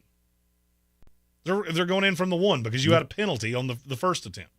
They ran it right at Chris Jones with no fear whatsoever. Mm-hmm. Because they know that's the one guy that scares me. So I can block down, double team him, and I'm not really worried about Derek Nottie or George Karlaftis or any of these other guys. I think Kansas City has a legit problem. It's not a long-term problem because this team drafts superiorly well. And it's going to develop. I do look at them now and go, I'm not going to tell you, I'm not going to go as far as Matthew Hoffman did saying they're not a Super Bowl contender because I think you're taking it a step too far. Mm-hmm. I will say they are not the favorite in the AFC right now. And I would be hard-pressed for anybody to convince me how they are. I could see that. I mean, you would have Buffalo ahead of them. Baltimore's definitely going to give them fits. I could see them right on par. But again, I can't get away from what I've seen. When the game's on the line, there's nobody else in this game I'd rather have calling my plays. That's the only reason I'm even trusting them to stay up here. Because you watch this team, they don't look like a top 4 team in the AFC. They look very similar to the Pittsburgh Steelers. Yeah, they do. The way they're winning games is just, I can out-coach you. I can out-scenario you. I can, I think part of it is I've got a little bit of that horseshoe up my keister. Well, or as the conspiracy theorists will say, the league is calling the games for them. The NFL's rigged, really and yet me. the smallest media market we have in the league has the best quarterback we've seen in a generation. Oh, and the last one was in Boston. Okay, then. Yeah. Meanwhile, your two teams in New York are so pathetic that they're borderline unwatchable. And your two teams in L.A. with the coolest stadium in the league, they're literally getting booed on their home field. You rigged people make my head hurt. Worst case scenario, the worst you could possibly see this season ending for the Kansas City Chiefs is what? 2 more losses? Maybe 3? Okay, so you're just talking about the regular season. Yeah. You pick up losses to you got the Chargers in 2 weeks. You'll probably beat Vegas at home. I would assume. You got the Chargers at home. You play 3 really desperate teams at the end of the year. I would assume you're going to lose one of those. So I'll say this team probably goes 14-3. Right. Maybe 13-4. Mm-hmm. But now, I don't care about that. They're already they haven't clinched a playoff berth, but I think they can next week. Mm-hmm. I don't care about any of that. The AFC is so obvious who's getting into the playoffs. I don't care what you do for the rest of the regular season. I don't care who's at home. I don't care who's seated where. I care when we line up because every single one of you, every legit contender in the AFC, save one, plays in cold weather climates, outside. Mm-hmm. None of you is catching a Miami Dolphins. There's not a team that's just going to show up and go and freeze to death. Houston Texans. I said contender, but okay. Okay. I put the Denver Broncos ahead of the Houston Texans right now. That should tell you just how down on C.J. Stroud I actually am. Yeah. I look at Kansas City, and I'm not sure you have the Jimmies and the Joes when it comes to a divisional round game, to a conference championship game, and then ultimately to a Super Bowl. This is a team that's been in the Super Bowl 3 times in 4 years. Sorry, I'm not giving you a participation trophy. Oh, we'll make the playoffs. Woo. No, you're judged on Super Bowls. I can't see a path.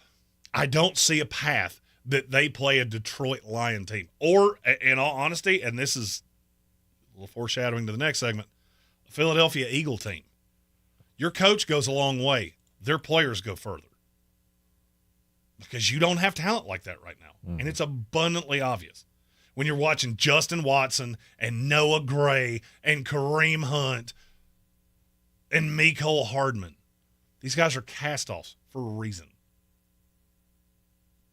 I would be legit concerned if I was a Kansas City Chiefs fan. You're in the Sportsocracy, and this is ESPN Asheville on Overreaction Monday. People are talking about Summit Dental in Asheville with Dr. Chad Reinhardt. Just check out some of their Google reviews. One user writes, I'd been avoiding visiting the dentist for years due to poor experiences in the past. I had quite a few visits and procedures at Summit in the last year, and each and every one was made comfortable by the staff that work there. They're all kind and compassionate and take extra time to make sure your comfort level is right where it should be. Summit Dental in Asheville. Call them today, 828-277-6868 or online at AshevilleSummitDental.com. Don't you wish your life came with a warning app? Stop. That dog does not want to be petted. Just a little heads up before something bad happens. Move your coffee cup away from your computer. Oh, no. So you can have more control. Stop. You're texting your boss by mistake. Uh-oh. Well, life doesn't always give you time to change the outcome, but prediabetes does. With early diagnosis and a few healthy changes like managing your weight, getting active, stopping smoking, and eating healthier, you can stop prediabetes before it leads to type 2 diabetes. It's easy to learn your risk. Take the 1-minute test today at doihaveprediabetes.org. Warning, the cap is loose on that ketchup. Ugh. Don't wait. You have the power to change the outcome. Visit doihaveprediabetes.org today. That's doihaveprediabetes.org. Brought to you by the Ad Council and its prediabetes awareness partners. More than 4,500 wildfires burn across North Carolina every year. 99% of these wildfires are the result of human activities like backyard burning and campfires. That means most of our state's wildfires are avoidable. We need your help. 1. Never burn on a dry, windy day or leave your fire unattended. 2. Keep a water source, shovel, rake, and phone nearby. 3. Have a valid burn permit. You are our best defense. Learn more. Visit ncforestservice.gov. ncforestservice.gov. At Ingalls, we know that Thanksgiving is the ultimate event for the foodies in your life. And we have all the fixings and trimmings for a totally tasty turkey day. From fresh, local produce to the best meat in town, to ready-made deliciousness from the Ingalls Deli, we have what you need to feed the whole family. So, from those afternoon appetizers to that midnight turkey sandwich, we got Thanksgiving covered. Ingalls, low prices, love the savings. If you're looking to buy, sell, or invest in real estate in the mountains, you need to call the agents at Clarissa Sells WNC, brokered by eXp Realty. Check us out online at clarissasellswnc.com. Download our free app on Google Play or the App Store. Type in Asheville Home Search. You'll be able to connect with our team and see all the available homes for sale in our area. For more information, contact us today at 828-774-6343 or clarissasellswnc@gmail.com. This is J.W. Whitley, General Manager at Parks Ford of Hendersonville. I would like to introduce you to some of our very own Parks community heroes, like Eric, who hosted the football team to support their neighbors and begin the cleanup efforts, like Jeff and Chris, who led a fleet of Ford commercial vehicles throughout the night, delivering supplies with emergency services to all corners of the county and first responders. Nominate your community hero at parkscommunityheroes.com. That's parkscommunityheroes.com. Experience the Parks Promise today at parksfordhendersonville.com.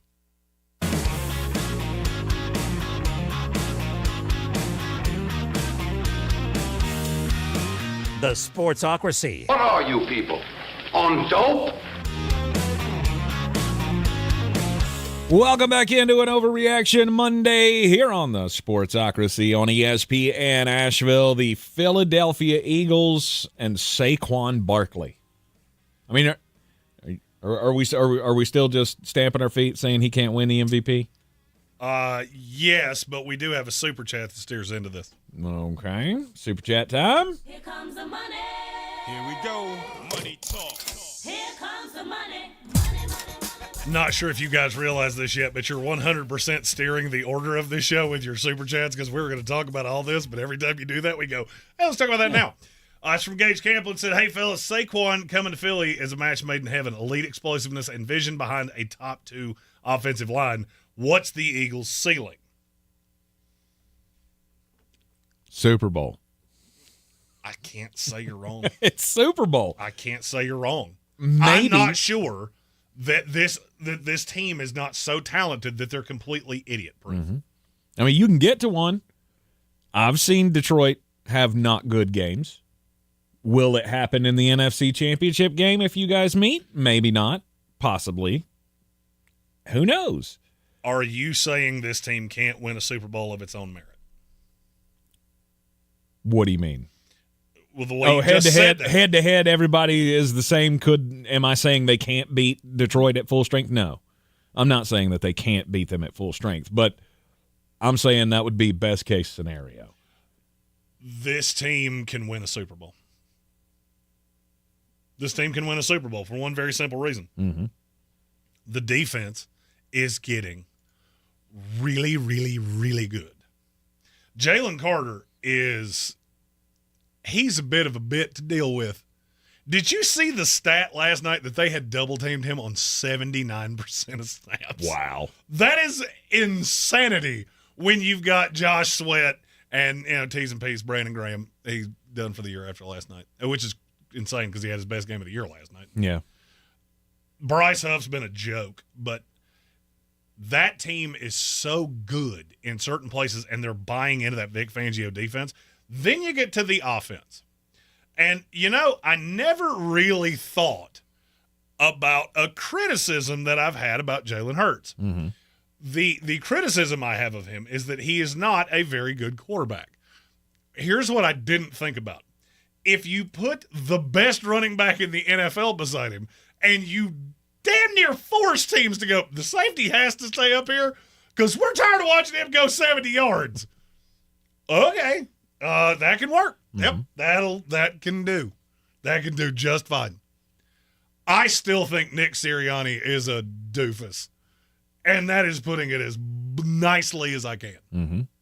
But he hasn't had the opportunity to lose it for you. I don't feel like. Without looking, how many passes did Jalen Hurts throw last night? In a game that they won 37-20, and I'm not going to lie to you, it felt like they won it 77-20. 28. Lower. 23. Still lower. It's 22. Oh, okay. 22. They ran it 45 times for 314 yards. You remember when we broke this game down and I said, every time they see Byron Young on the outside, they're going to go that way. Mm-hmm. We're going that way. They did. Yeah. Over and over and over and over again. Then they moved Jared Verse over there and went, surely that will stop him. Nope. It sure didn't. So I did miss it there. It didn't really matter who you put on that side. Mm-hmm. They were going to keep running over there. That team is incredibly talented. Howie Roseman, this is a masterclass in how to build a team because they don't really have a weakness outside of quarterback. If the Devontae Smith thing is any worse than what we're hearing, and I didn't worry about that until I started hearing Tirico and Collinsworth hypothesizing about it last night, then I would start to get worried because outside of A.J. Brown, do you know how many – what do you think the stat line was for receivers not named A.J. Brown last night? What do you mean? The targets, receptions, and yards. Oh, I have no idea. 2 targets, 1 catch, 4 yards. That was for non-A.J. Brown receivers. Really? Saquon had 4. Dallas Cowboys had 5. Grant Calcaterra had 1. Okay, I see what you're saying now. Wide receivers. Yeah, okay. Yeah, I was it's like, wait a minute, that math's not math. Typically when I say wide receivers, I do mean, indeed, wide receivers. Johnny Wilson and Jahan Dotson just don't really do it for me. Mm-hmm. You need Devontae Smith to beat the Lions. Do you need Devontae Smith to beat the Vikings? No. No. Do you need him to beat the Green Bay Packers? No. No. Do you need to beat the Washington Commanders? Mm-mm. No. I have said I feel like we're on a collision course for the Detroit Lions and the Kansas City Chiefs. Yes. This week, I am now ready to audible this to I feel like we're on a collision course for the Detroit Lions and the Philadelphia Eagles in Detroit. You're going to have to go into their house, which BT Dubs, as a guy that's been in that city in this calendar year, good damn luck with that, because that place is going to be wild. Those people will start drinking about noon Monday for a 7 o'clock Sunday kickoff. They will be libated to a point that most people would be legally dead. So that's not going to be fun, and you do need to be at full strength. But, I mean, look around the NFC. Every one of these teams has a deficiency. Philadelphia, talent-wise, doesn't. All those teams that passed on Quinyon Mitchell, we were sitting on Radio Row at the draft going, what are you doing? I don't sound so crazy now, do I? Because this is a rookie that they just – last night the Rams just went, nope, we're not going to do it. We'll go after Cooper DeJean or James Bradbury or Darius Big Play Slay. I want to come up with a nickname for myself that's equally that stupid. I just don't think I can say it on this show. More than likely not. Big owner of the New York Jets. You'll get it. It'll take a minute, but you'll get it. You'll laugh. It's fun. Yeah, we got it. Thanks. This team is so talented, and it's so great to see Saquon Barkley finally living up to the expectation, right? We got to see it in spurts with the New York Giants. But there were the injuries mixed in, and then there was the god-awful offensive line that he had after he came back from the injury. And you got to see certain games. Now we're getting to see exactly how good this guy can be because he has an all-pro offensive line in front of him. When he has room to work, he's the most dangerous man on the planet. Yeah, he's awful good at the footballs. By the way, did you see the stat that he has outgained the New York Giants rushing attack by 150 yards? He has 150 more rushing yards than the New York Giants have total. That's awesome. And that's with a rookie that's been pretty good. New York Giants, you still feeling good about that, by the way? We can talk about them in the 2-minute drill later. I do want to say this, though. We have a really good question for me. Or a really good question to me, not for me. Donnie 4 in our YouTube chat said, do you think they put Milton Williams at defensive end to make up for Brandon Graham? They did that last night. I saw them move him all around. That's one of the things that we undervalue. Vic Fangio was a terrible head coach. I'm seeing him kind of softening. The biggest knock that I had on Vic Fangio is he doesn't like using young guys, and this team is peppered with young guys. I think he's gotten to a point where he looks at the young corners and goes, you're my best opportunity. I don't know if he loves it because he never has in the past, but you do have him that's controlling that defense. And when you have something happen like Brandon Graham and you have a player like Milton Williams, friend of the show, Milton Williams, by the way, that played out of his mind last night. They have so much depth they can make up for these things. You just have to have somebody that can put all these guys in the right places. Vic Fangio's that guy. And that defense is getting better every single week. You got to remember, look how many guys start in that 11-man starting lineup. Look how many of them are under 25 years old. It took a minute because there were times that defense was not impressive to me at all. It was last night. I never at any point thought the Rams had a prayer. Did you? No. I mean, from 4 minutes in, I'm looking at this going, this feels like a water ride at an amusement park. You will get wet. You may get soaked. You will get beat. You may get your keister kicked all the way back into your locker room, and they may stuff you into it by the time they're done. And you know, of the time that I did get to watch the game, because you know how I am, I had to go to sleep very early sometimes. But I wanted to go to sleep. There were so many. There were a lot of plays that the Rams left out there, and I mean, just missed throws to Puka.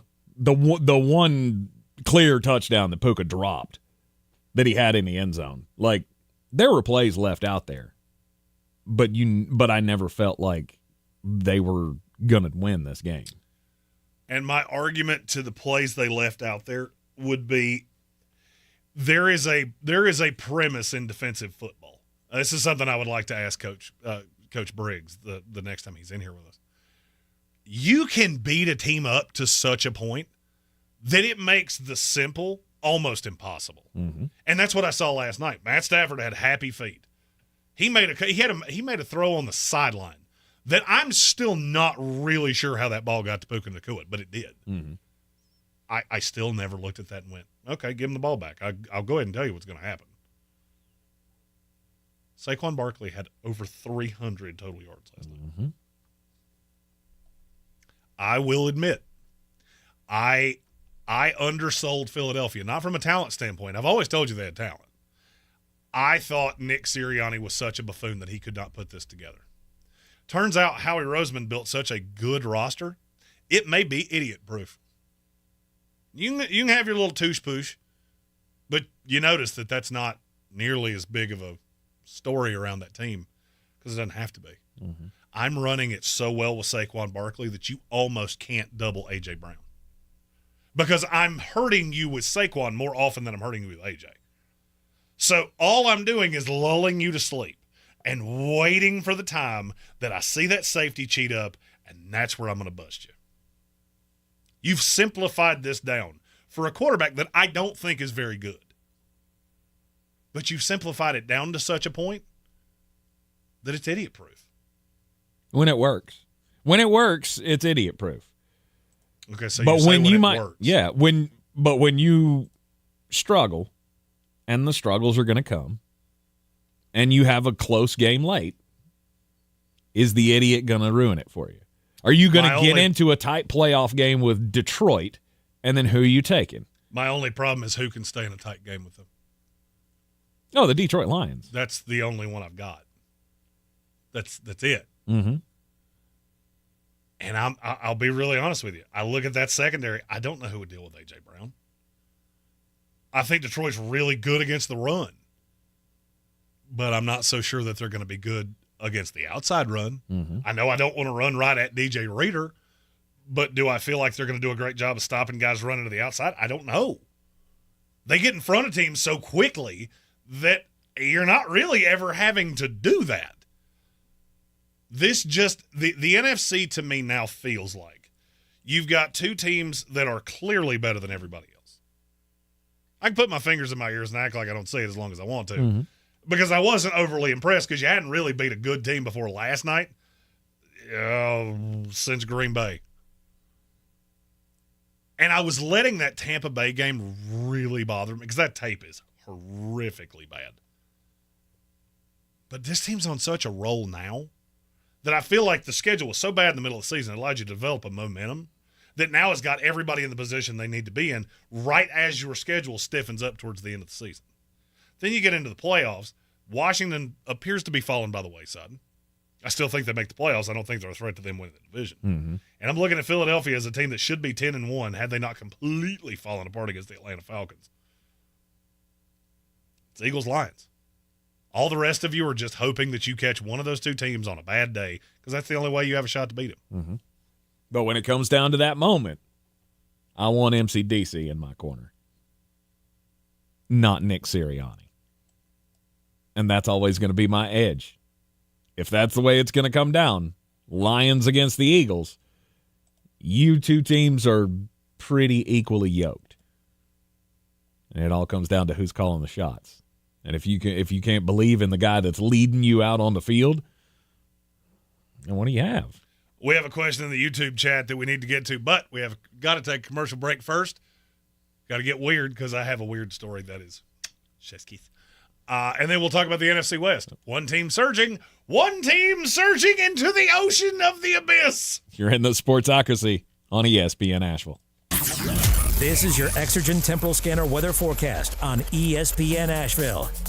Chance of showers tonight into Tuesday. More rain for Thanksgiving Day. Increasing clouds for us here this afternoon, closing in on 70. Scattered showers tonight down around or below 50. Early clouds and even a few showers Tuesday, becoming sunny tomorrow afternoon. Breezy and cooler, mid-50s.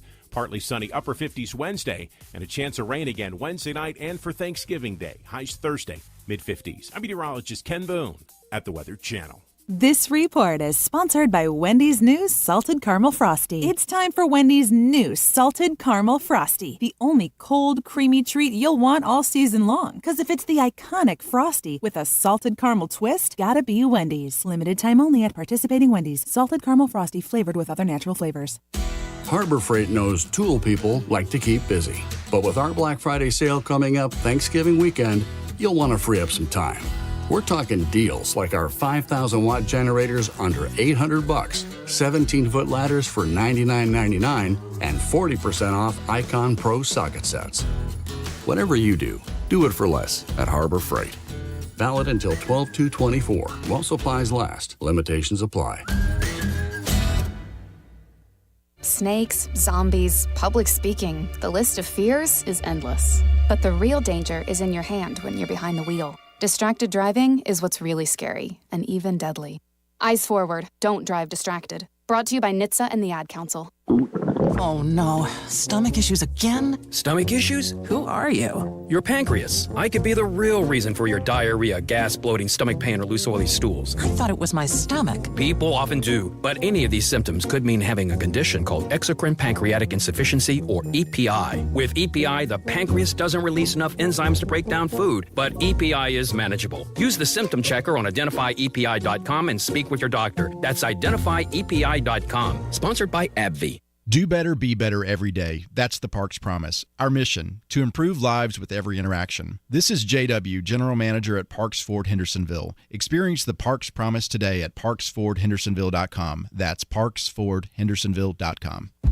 At Ingles, whether we're celebrating Friday night rivals, televising college basketball games, bringing the Fan Fest to semi-pro soccer, or taking you out to the ball game at your minor league park, it's all in the bag. Ingles, low prices, love the savings. Showtime Sports and Mountain Graphics have teamed up under new ownership by an Asheville native to better serve our community with the finest custom apparel and unique branded items at the best price. Showtime Sports and Mountain Graphics can customize whatever you, your team, business, or local group may need through high-quality screen printing, embroidery, and laser engraving right here in Asheville. Free personal delivery within Buncombe County and a reduced delivery fee anywhere in Western North Carolina. Visit ShowtimeSportsAVL.com and MountainGraphicsAVL.com. Your one-stop custom apparel shops. If you're looking to buy, sell, or invest in real estate in the mountains, you need to call the agents at Clarissa Sells WNC, brokered by eXp Realty. Check us out online at ClarissaSellsWNC.com. And did I mention that Clarissa Sells WNC loves teachers? We love teachers so much, we're giving back 25% of our commission at closing. For more information, contact us today at 828-774-6343 or ClarissaSellsWNC@gmail.com. On the weird scale, there's Vegas, there's Florida, and there's Asheville. Let's get weird, Asheville. Oh, welcome into the Sportsocracy. I love the conversations that we have across this table sometimes. Jeremy literally just said something to me not 45 seconds ago. I didn't hear what he said, and I said, "What did you say?" And his answer was, I don't remember. I don't remember what I just. Know what but it was 60 seconds ago. I've said like 7 things since then. I don't know. I talk a lot. Come again for Judge Fudge? I didn't hear what you said. You got to keep up with the conversation. There's genius coming off this side of the table. You just got to be over there to receive it. I'm deaf. I didn't hear it. I still don't know what he said. He'll remember it halfway through this segment. And go, oh, yeah, that's what I said. Probably will. And it was probably dumb. It is the holiday season. Jeremy, are you putting up your decorations yet for the next holiday? No. Or are you waiting till after Thanksgiving? You don't put Christmas decorations up until you've had your turkey. Turkey Day, Decorations Day, it should be in the same weekend. But what if we want to have the decorations up for the family when they come? Then they can see them at Christmas. You're decorating for that. I hate when people say that. Well, then why the hell did you not leave up the decorations from Halloween? They didn't see those. That's a good point. At least you got pumpkins out that time because that at least fits into a theme. That's why we do this. You can fade out the Halloween, keep the pumpkins, Decorate for Thanksgiving. Thanksgiving's then we no talk. fun. Stop that. Don't decorating for Thanksgiving's no fun. The colors are terrible. Well, I'm going to decorate everything in brown and red. Gross. What is this, Cleveland? Does anybody see the irony that a man that dresses like a middle school gym teacher and has the color palette of a colorblind mouse just said red and brown? Bah. It's not festive. Red and brown is half of your wardrobe. So I just I'm gonna look just sideways dog at the answering machine like, do you look at your clothes before you put them on? I'm wearing blue today, thank you very much. Yeah, and that shirt's new. Your wife bought it for you, didn't she? Well, yeah, we bought this as we were out shopping yesterday. There you go. She told you, hey, you should. I mean, be honest. What? She saw that shirt and went, we should buy that for you. No, I saw the shirt and I was like, oh, yeah, I'm having a Sun Studio shirt. It's got a rooster on it. I'm not shocked. Do you not know what Sun Records is? That's the oh god, you need some culture. Anyhow, decorating for Christmas. I know what Sun Tzu is. The Art of War. Yes, no, Sun Studios. That was the Memphis record company that had like Johnny Cash and Elvis Presley and all that. It's a big thing in music history. You should probably also one really good and one that was grossly overrated. Oh, also. Stop that! I'll let you deduce which one was which. Oh, we all know which way you're leaning on that one. Proceed. Anyhow, decorating for Christmas can be, hectic for some people. You like a live tree? You don't. No. You don't do the live tree. Why do people do that? I don't know. We were watching a show the other day where they're dragging a tree up the stairs. And I'm going, they make those that look real, and you only have to buy them once, and they're pre-lit. Mm-hmm. Ours lives in a box under our stairs. Yes. I've always been a fan of the artificial tree, namely because I can control what it looks like. I can bend the fronds or whatever the hell they're called. The fronds? That's not. I believe that was like the a palm second tree, of the swolled up guys that wanted to bomb you up. That was Hans and Franz. Yeah. Not Is that not what you just said? Frond is frond. Pump you up. The limbs and such. You can bend those how you want to. You can't do that on a real tree. Plus, fake trees don't come with critters. Here's the annual list or the annual warning from the experts at the horticulture department at Clemson University, who are saying if you're gonna get a live Christmas tree, you bring it in your house. Before you bring it in your house, you know what you should do with it? Wash it. Come again for Judge Fudge? We're washing the Christmas tree. They say you should take it so you get it from the place, you bring it home. You should hose it down to make sure that you're getting all the insects and the mites and things that could be inside of the tree. Plus, it would scare off any, squirrels. Look, I'm not scared of squirrels. Right, I'm not scared of squirrels. Jeremy, on the other hand, terrified of squirrels. And should a squirrel get into his house? Well, if a squirrel gets in my house, that house just got burned to the ground. But you say you're not scared of squirrels? Let one get stuck in this studio. Let's see how tough you are then, Chuck Norris. How about that?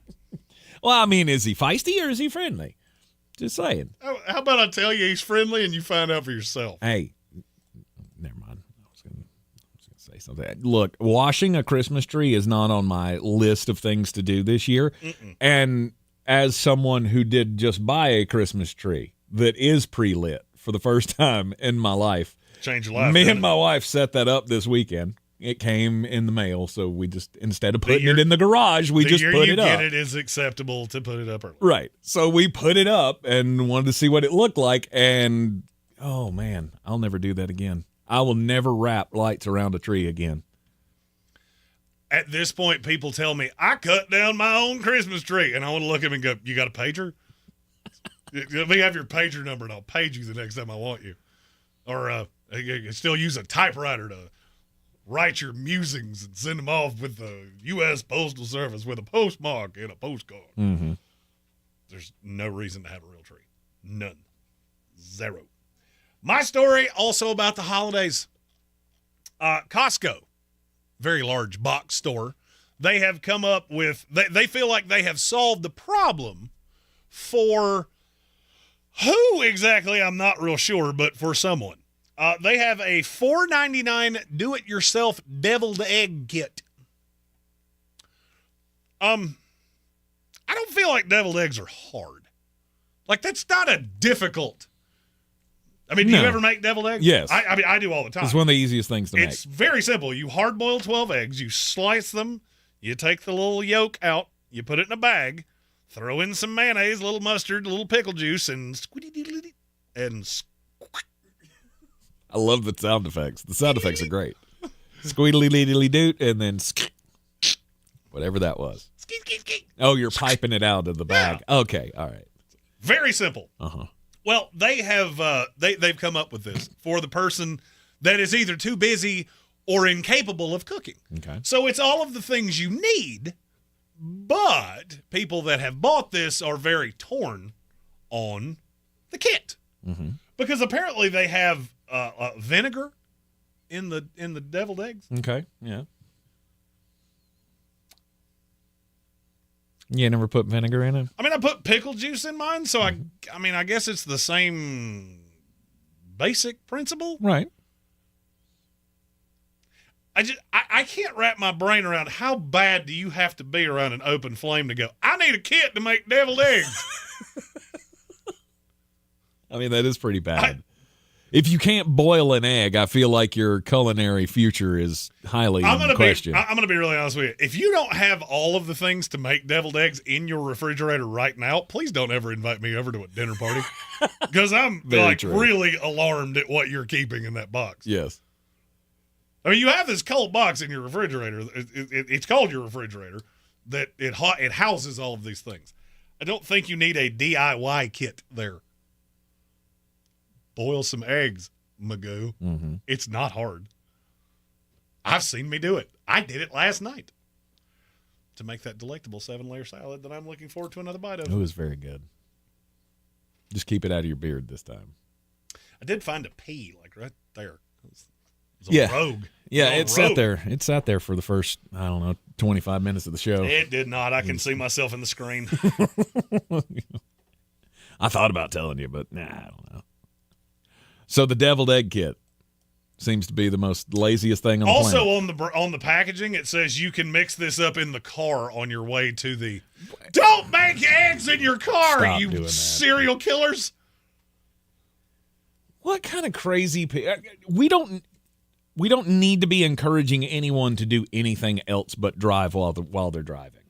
We have enough problems with people driving in this world, specifically in Asheville. Can I just hate them? You know what? Name's on the door. I can say this. In the last 2 months, I feel like a lot of you have forgotten that the speed limit is merely a suggestion of you should be going at least that fast in the fast lane. I almost killed somebody on the way over here. Mm-hmm. Like, I wasn't in the Parks Ford mobile studio, which we have to keep pristine for all the things that we do. I would have just. Bye.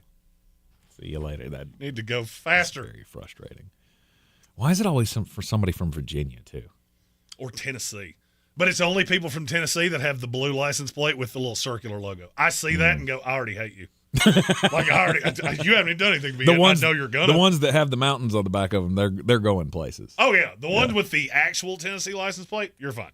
I have no qualm with you. Yep. I see the little Tennessee Titan logo. I'm like, oh, you're cutting me off for sure. I usually don't have a lot of problems out of Tennessee drivers as long as they're heading into Tennessee. For some reason, the slowest ones, they're always going away from the state of Tennessee. It's always the ones that you get on I-40 with when you're heading toward Tennessee. That, I mean, it's green flag at the NASCAR race. Like, let's go. Let's see which one of us can get there at 180 miles an hour first. However, on the ones that are coming out of the state, I don't know if cops exist in Tennessee, so they think that they can just so that they think they can just go super fast all the way to it. But when they're coming out, they're like, we got to slow down because we don't know the cops around here. Ben Whitley said, or Florida. Anytime I see a Florida license plate, I just assume you've already had 11 natural bush lights. Yes. You combine them. Like, I'm not saying either or. I mean, you poured them into the same can of like. Look, I made my own beer. Yes, Florida drivers. It's called Florida Man. Florida drivers are the Las Vegas Raiders of the roads. Speaking of which, we have a super chat as we go into the break. Here comes the money. Here we go. Money talk. Here comes the money. Soaring Eagle, looking at the Raiders, the only reason to go to a Raiders game with no Minshew is halftime. I was at the game yesterday, and they had Sammy Hagar. Yes, let's go. Is that a positive? Was it Sammy and the Wabaritas? Just saying. How do you advertise that? Halftime of the Raiders game, we have Sammy Hagar. So you have an 80-year-old dude that was really awesome 20 years ago. That math. That belongs at a Raiders game. You have an act that was great 20 years ago and has really been largely irrelevant since. Yeah. Las Vegas Raider football coming at you. No, you mean somebody he was really good for like 5 minutes 20 years ago. And then he was like really, really good 40 years ago. Sammy Hagar had his time. I just want to know how you make that call. Twice. Like, I mean, at that point, it's sick? anything, right? I mean, I guess at that point, it's just whoever's in town. Like, Sammy's probably got a bar in the damn stadium. I'm sure he does, but was Wayne Newton sick? Maybe. You don't know. I mean, Donkey. Okay, the poll question. Sammy Hagar, Wayne Newton, which would you rather see at a Raiders game? Going in the chat right now. Sammy Hagar. For me. I actually know a Wayne Newton song. I don't know that I know a Sammy Hagar song. By himself. I mean, I Can't Drive 55. That was him by himself? That was Sammy Hagar's solo album. Okay, we're at 1-1. Yeah. And to be honest with you, that one's better than Donkey Shane, even though one of them was in Ferris Bueller's Day Off. You're in the Sportsocracy. This is ESPN Asheville. We may still do some Overreaction Monday coming up after the break. It'll be time for the daily draft. Stock up, stock down. Brought to you by Dale's Pale Ale. Is your home ready for a refresh? Elevation Restoration and Floor Cleaning has you covered. From area rugs and carpets to hardwood floors, concrete, and furniture, they're your go-to team for all things clean and restored. Family owned and operated, they bring top quality service to every job. So why wait? Call Jacob today at 818-216-4605 or visit elevationrestorationnc.com. Elevation Restoration and Floor Cleaning for floors that feel brand new. What if you could hear your favorite song for the first time again? Introducing the all-new, reimagined Nissan Kicks. With an available Bose Personal Plus sound system that uses speakers in the headrest to create a 360-degree listening experience. You've never heard anything like this. Reimagine your music and your drive. Experience the all-new, reimagined Nissan Kicks for yourself at nissanusa.com today. Available feature. Bose is a registered trademark of the Bose Corporation. Asheville Smiles has been featured in national publications like Good Housekeeping and Woman's Day. And check out this 5-star Google review. My dental experience was wonderful. I cannot say enough about Dr. Merrill and her amazing team at Asheville Smiles Cosmetic and Family Dentistry. Dr. Merrill took time to explain everything. She made me feel relaxed and confident that I was in good hands. I apologize for those tears at your office. Those were tears of joy. Thank you all so much, and thank you, Dr. Merrill, for the hope to get my smile back. Check out Asheville Smiles online at ashevillesmiles.com. After the devastation of Hurricane Helene, CareSource has been inspired by the strength and compassion of our North Carolina friends and neighbors. To support our recovery and replenish vital food banks, the CareSource Foundation has donated to Beloved Asheville and Manna Food Bank. We invite you to help too. To learn how, visit belovedasheville.com and mannafoodbank.org. We're all in this together. And together, we will rebuild. A public service message from CareSource. It's time to kick off the perfect tailgate and take your team to Ingles. Chips and guac made fresh in store every day. The best meat in town, packaged fresh every day. And smiling faces giving you their best every day. Let's be real. In the South, football season is our favorite season of the year. There's a lot to smile about, especially with deals like these. Ingles, low prices, love the savings. This is J.W. Whitley, General Manager at Parks Ford of Hendersonville. I would like to introduce you to some of our very own Parks community heroes, Like Trent and Doug, whose first instinct was to fill their trucks with supplies and drive to the areas that were hardest hit in those first hours.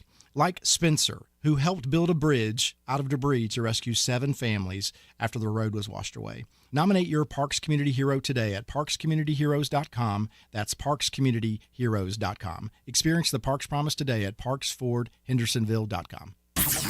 This is your Exergen Temporal Scanner weather forecast on ESPN Asheville. Chance of showers tonight into Tuesday. More rain for Thanksgiving Day. Increasing clouds for us here this afternoon, closing in on 70. Scattered showers tonight, down around or below 50. Early clouds and even a few showers Tuesday, becoming sunny tomorrow afternoon. Breezy and cooler, mid-50s. Partly sunny, upper 50s Wednesday. And a chance of rain again Wednesday night and for Thanksgiving Day. Highs Thursday, mid-50s. I'm meteorologist Ken Boone at the Weather Channel. This report is sponsored by Ready Whip. This is the sound of holiday happiness. Yeah, Ready Whip. Fun to use, fun to eat. You're not ready for the holidays without Ready Whip. WWNC is Western North Carolina's news and information station. On your radio and on your phone with the free iHeartRadio app. You'll have the smartest smartphone in town. News Radio 570 WWNC.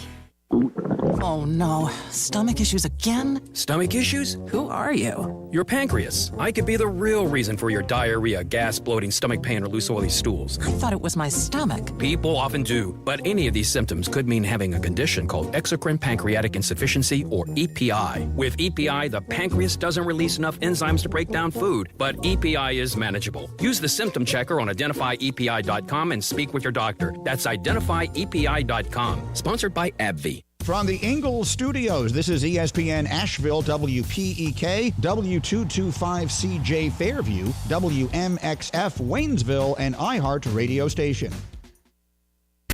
Live from the Ingalls Studio. I can't wait to play with myself every day. The Sportsocracy. Damn the devil to hell! Let the big dog see! Let him on the field! Come get you some of this. Fire them cannons! By golly, put more powder in those things. He couldn't take any more disappointment. Oh my God, the Jets killed him.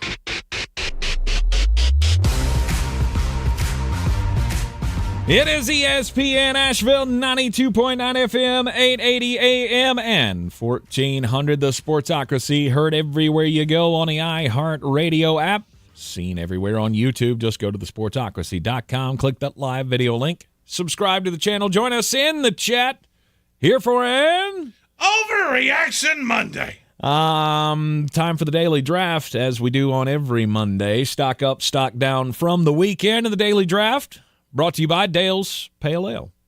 Jeremy, you want first pick this week, or what do you think? He's playing his strategy in his head. No, which one I'm looking at the list of games. We both had a good Big Ten game with a premature celebration. Go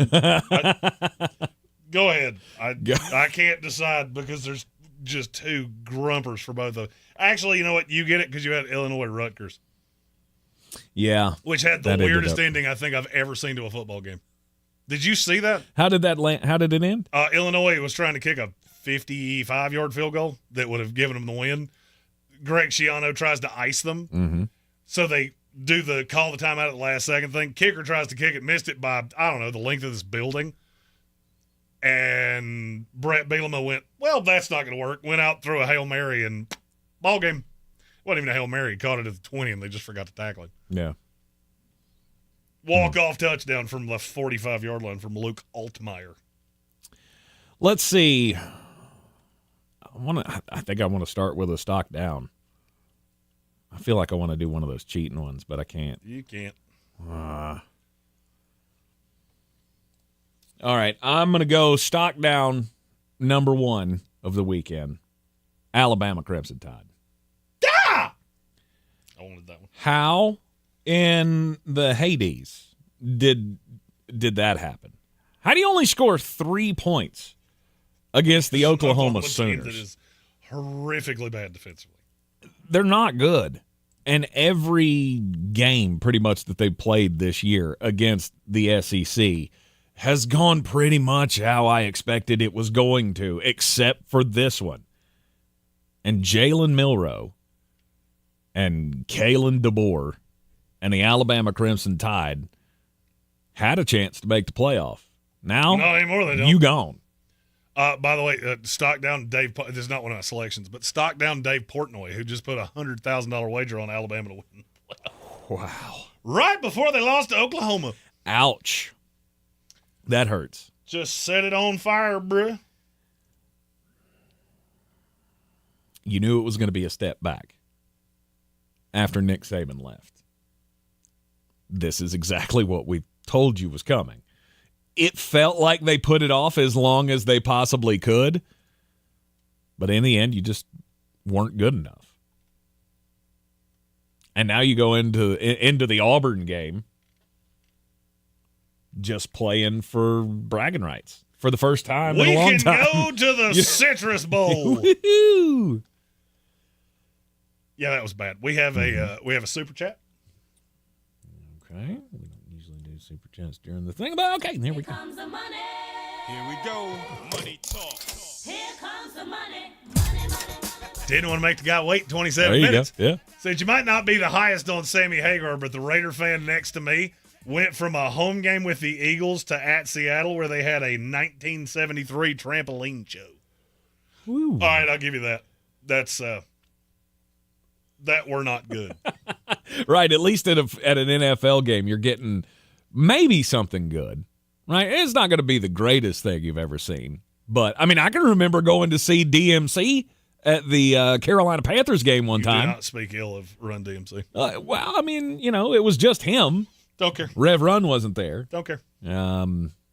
DMC was out there hype manning for an old tape of theirs, which was awesome.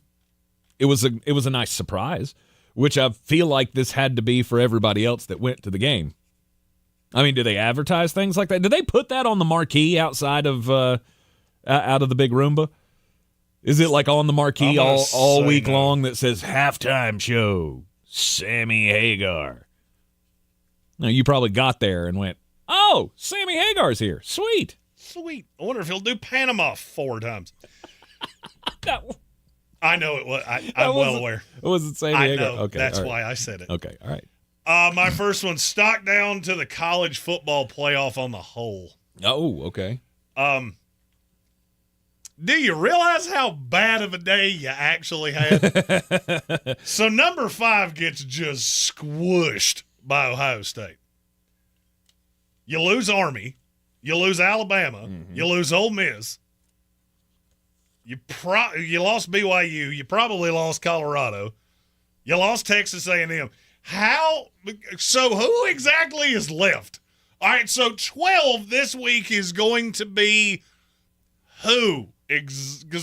We're getting to that point where South Carolina's just knocking on the door. I don't think we'll get that far. I don't think we'll get that far. Oh, really? Yeah. All right. Let's just look at last week's poll, shall we? If they still have it up. Which, of course, they don't. Why take it down until you put up another one? Which poll are you looking for? The college football playoff ranking poll. I got it. I just had to go to the website as opposed to. All right, so 1, 2, 3, 4, that all stayed copacetic. Yes. 5 lost, 7 lost. 7 now has 3 losses, so you're out. 9 lost, they're out. I would say you have cemented Tennessee as in. You've cemented Georgia as in so long as they don't lose in the SEC title game. Mm-hmm. By the way, as a lifelong Tennessee fan, I have never been happier to not be in the SEC title game than I am right now. Right. Because y'all go have fun. We're going to sit back here and just wait to see where you put us because we can't lose. And yes, I'm saying we. Mm-hmm. 14 lost, 15 lost, 16 lost. Last week, Clemson and South Carolina were 17 and 18. Right. I mean, they're just right there knocking on the old door going, if you're going to let a 3-loss team in, why not be the hot one? Yeah, I get it. They beat Oklahoma, Texas A&M, and Wofford, but still. I was going to say that would never happen. I'm just saying right now the 12s, there was a time that we were going, a 12 could upset a 5. Not anymore. Because now I'm looking at it going, Boise State's going to be higher than a 12, and I have a weird feeling your 12 is going to be SMU. Boise State's going to be the 4. Boise State will get a bye week. I meant the 12th seed. Because it's actually ranked 12th. Right. Could beat a team that's better than them is what I was referring to. Gotcha. Because I think the 12 seed's probably going to end up being SMU. I mean, as it sits right now. Gross. It is gross. Probably going to get 2 ACC teams in, too, by the way, which nobody asked for. I mean, maybe. I mean, Miami and SMU play in the ACC championship game. If one of them gets blown out, don't you think that... Who replaces them? BYU? Nah, I'm good. Nah, I'll pass. Hey, maybe it's that South Carolina team you've been hankering for. I'm good there, too. We'll just, you know what? We'll go 10 this year.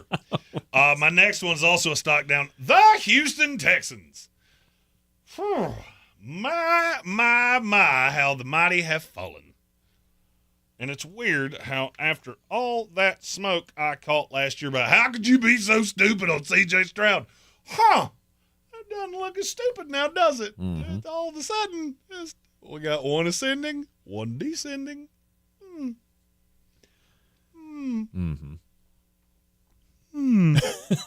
C.J. Stroud and the Houston Texans as a whole. Yeah, there's nobody there can survive the gross Gnarls Barkley fest of what I saw yesterday. Mm-hmm. Okay. Well, since you went stock down there, I'll go stock up for Bryce Young. It's a solid. Because it's not great. It's not the greatest you would ever expect. You're not looking at it and going, yeah, that's our number one pick. You're still a little on the fence. But baby steps. Right, baby steps. Right, the kid's been getting more and more competent each week over the last 3 weeks. And yesterday, he stared in the face of the champions and led that team on a drive. Yesterday, he was almost as good as Patrick Mahomes. It's a one-game sample size. Don't overreact to what I just said. Mm-hmm. And he was throwing to David Moore, Adam Thielen, Devin Tompkins, and Tommy Tremble. Yeah, there's a lot to be excited about there. Mm-hmm. There's a lot to be excited about there. Yeah. Carolina, you found your franchise quarterback. Weird, right where you left the last one. I mean, it's as simple as that. I said that a month and a half ago. If you think you're going to go into this lottery and find something better than what you currently have, it's not going to happen.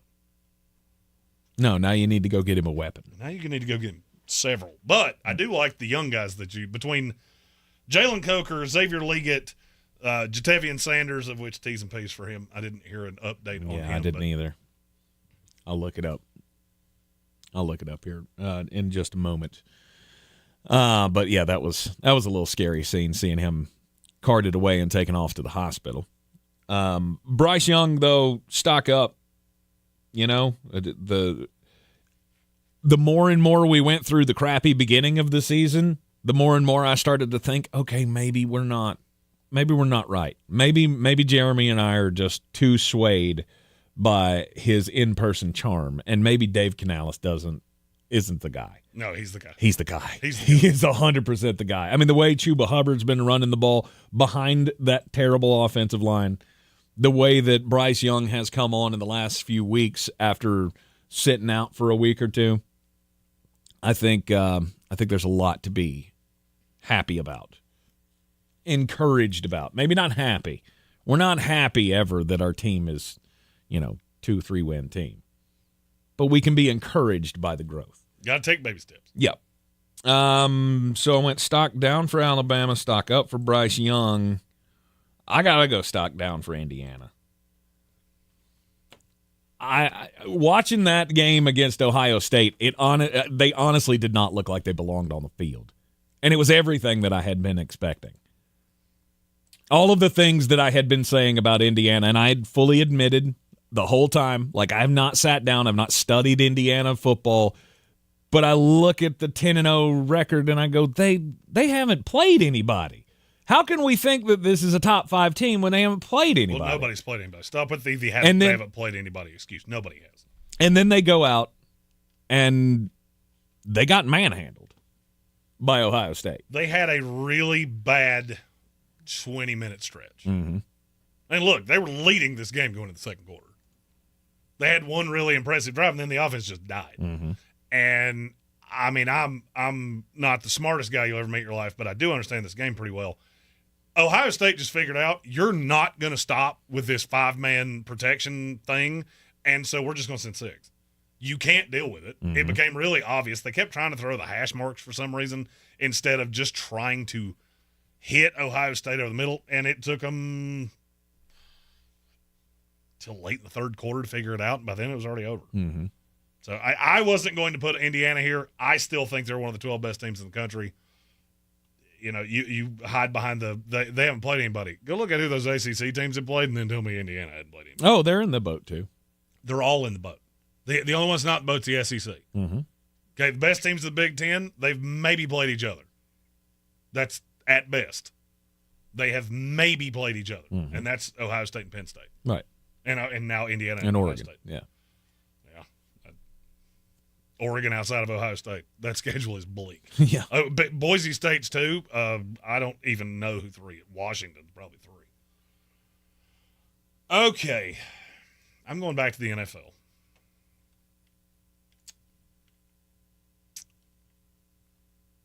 Trying to debate which one you know what? Stock up Philadelphia Eagles. Okay.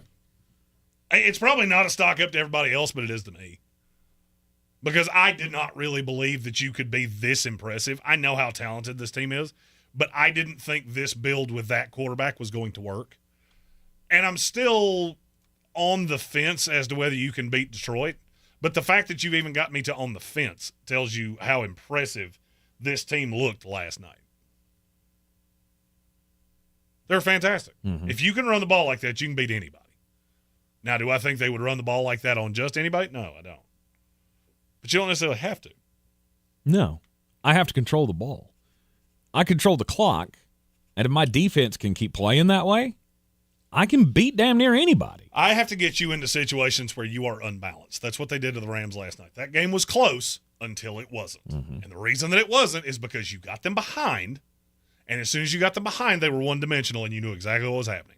And now I can send Jalen Carter, and I can send Brandon Graham, and I'm just going to tee off on Matthew Stafford, and that's exactly what they did. All right, we'll take a break here on the Sportsocracy on ESPN Asheville Daily Draft, brought to you by Dale's Pale Ale. Stock up, stock down from the weekend. Will continue next. Using a Clorox disinfecting wipe on your coffee table this cold and flu season feels like...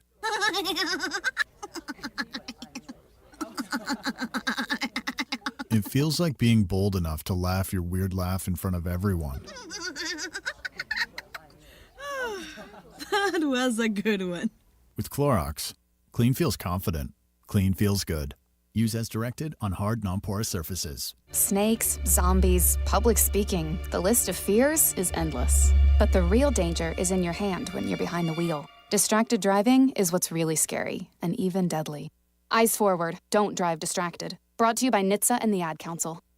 Harbor Freight knows tool people like to keep busy. But with our Black Friday sale coming up Thanksgiving weekend, you'll want to free up some time. We're talking deals like our 5,000-watt generators under $800, 17-foot ladders for $99.99, and 40% off Icon Pro socket sets. Whatever you do, do it for less at Harbor Freight. Valid until 12/2/24 while supplies last. Limitations apply. Oh no, stomach issues again? Stomach issues? Who are you? Your pancreas. I could be the real reason for your diarrhea, gas, bloating, stomach pain, or loose oily stools. I thought it was my stomach. People often do, but any of these symptoms could mean having a condition called exocrine pancreatic insufficiency, or EPI. With EPI, the pancreas doesn't release enough enzymes to break down food, but EPI is manageable. Use the symptom checker on identifyepi.com and speak with your doctor. That's identifyepi.com. Sponsored by AbbVie. Check the back seat. Check the back seat. Gets in your head, right? Good, because every year dozens of children are forgotten in the back seat. Cars get hot fast and can be deadly, so get it in your head. A message from NHTSA and the Ad Council. At Ingalls, we know that Thanksgiving is the ultimate event for the foodies in your life. And we have all the fixings and trimmings for a totally tasty turkey day. From fresh, local produce to the best meat in town to ready-made deliciousness from the Ingalls Deli, we have what you need to feed the whole family. So, from those afternoon appetizers to that midnight turkey sandwich, we got Thanksgiving covered. Ingalls, low prices, love the savings. Showtime Sports and Mountain Graphics have teamed up under new ownership by an Asheville native to better serve our community with the finest custom apparel and unique branded items at the best price. Showtime Sports and Mountain Graphics can customize whatever you, your team, business, or local group may need through high-quality screen printing, embroidery, and laser engraving right here in Asheville. Free personal delivery within Buncombe County and a reduced delivery fee anywhere in western North Carolina. Visit ShowtimeSportsAVL.com and MountainGraphicsAVL.com. Your one-stop custom apparel shops. This is J.W. Whitley, General Manager at Parks Ford of Hendersonville. I would like to introduce you to some of our very own Parks community heroes. Like Trent and Doug, whose first instinct was to fill their trucks with supplies and drive to the areas that were hardest hit in those first hours. Like Spencer, who helped build a bridge out of debris to rescue 7 families after the road was washed away. Nominate your Parks Community Hero today at parkscommunityheroes.com. That's parkscommunityheroes.com. Experience the Parks Promise today at parksfordhendersonville.com. The Sportsocracy. That is some good, clean family fun there, eh, Cott? We're back in the Sportsocracy on ESPN Asheville. Before we pick back up with the daily draft, just give you the latest news here that Dave Canales talked to the media today and gave a positive report on the condition of Carolina Panthers tight end Ja'Tavion Sanders. He suffered an apparent neck injury and left the game on a stretcher yesterday. The words today were that Ja'Tavion Sanders avoided any serious injury. It is a neck injury, and they're working on it. They're evaluating it. Hopefully, he will be ready to go sometime soon. No other details than that, other than it is not a serious neck injury, but it is a neck injury that will have to be evaluated. So, there's that. Now, getting back into the daily draft, brought to you by Dale's Pale Ale. Stock up, stock down from the weekend, Jeremy. So far, you've got stock down for the college football playoff overall because, well, that first weekend's starting to look awful bleak. The back end of the SEC didn't do themselves any favors this weekend. Stock down for the Houston Texans and C.J. Stroud, and stock up for Philly. I'm going to. I feel like I have to keep this one away from you. There's 2 more that I want, but I don't think I have to. I don't think I have to keep these away from you. Okay. I'm going to go stock down Kyle Shanahan. What exactly is it you would say that was? I mean, they were non-competitive. Mm-hmm. And I get it. You're missing a billion players. Should we not be asking the question why the 49ers are killed every single year? I've never seen this team healthy. The one down they Except were. For last year. Right? Well, they were pretty healthy last year. Even then, they had stuff throughout the year. Mm-hmm. They were healthy by the end, but, I mean, that team yesterday was awful. By the way, Christian McCaffrey, all of you keep telling me how this was going to make some huge – no, it didn't. He was awful. He was terrible. 14 touches for 65 yards. Woo! Let's good times roll. That roster is brutally bad. Mm-hmm. When it's that hurt, it's New York Jets bad. But even healthy, I don't fear you in any way. And now I'm looking at the rest of the schedule going, now you got to go to the Bills. The Sunday night after Thanksgiving, they're going to kill you. Then you play the Bears, Rams, and Dolphins. You're going to lose at least one of those. Then you end with the Lions and the Cardinals. This could be a 10-loss team. And I would say it was not predictable, except unpredictableness. I've been telling you this all year long. All you got to do is watch the games. if you put a different logo on that helmet, you would look at San Francisco and go, why again are you telling me this team's good? Because they don't look good. And yesterday was just a microcosm of it. Mm-hmm. I got news for you. Your starters weren't beating Green Bay yesterday. Jordan Love did that thing that Jordan Love loves to do, and you still couldn't even make this a puncher's fight. Yep. And I think at some point we have to start looking at Kyle Shanahan going, is it just me, or are you quite possibly the most overrated coach I've ever seen in my life? Quite possibly. He keeps falling back into that, and how many times does it have to happen before you go, oh, wait, maybe it's him? Right. How many excuses can you come up with for his teams not completing the job? He always has an excuse. Mm-hmm. Always. Always is. And I'm not, I can't say as though I'm surprised. Mm-hmm. All right, I will go stock up for the Arizona State Sun Devils. They put themselves in a position to make the college football playoff if they can win the Big 12. I hear that. I just go, It's your boy Kenny Dillingham, man. He's doing good stuff. They held on to win on Saturday against BYU, and now they're kind of in the catbird seat in the Big 12. It bothers me. The reason I didn't have them on my list, it bothers me that you even let BYU get back into that game. Mm-hmm. I don't remember what the score was, but it was.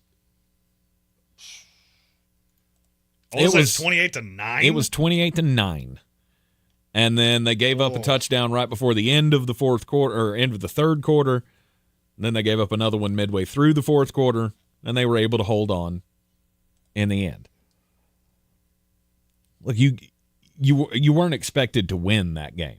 By many people. The Big 12 is like a circus.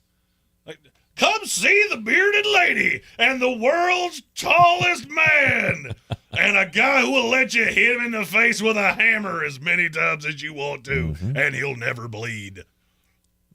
It's awful. Arizona's it's awful, horrifically terrible football. Arizona State now goes to 9-2 on the season. They will jump up 10 spots probably tonight. Where were they? They were at 21. They'll probably jump up into the 14 range. That's 7 spots. So, I mean, you're a little closer there. We're chunking. We're chunking it away. That's my point. If they're at 11, somebody is smoking hardcore recreational grubs. Okay, maybe they won't get that high. All right, stock up for Arizona State, and then. Well, this may sound weird, but I'm going stock up for the Florida Gators. Why? Listen. I'm not telling you you're wrong. I'm just shocked you took it. After beating Ole Miss, they've got some, dare I call it, momentum. Billy Napier could save his job. Oh, he's no doubt. They've already said he's coming back. Have they? Yeah. They already said that he will return in 2021. Which is insane to me. The way this team was just, 4 weeks ago. Well, having DJ Lagway is... Sure. DJ Lagway may single-handedly save the Florida program. But you're getting healthy at a time where you just knocked off 2 top 25 teams back-to-back, and now you're going in to mush the face of Florida State in Tallahassee this weekend. Be hard. That should not be hard. By the way, backdoor cover by Florida State kept that from being a winner. But it was right there the whole game. It hurts, and that is it is a stock down for Ole Miss for losing. But the way the season started out and all of the heat around the Florida Gators program and the chaos around that program, that was a huge win for them. I'm glad you did that because it makes it really easy for me to take my next stock down, which is Lane Monty Kiffin Jr.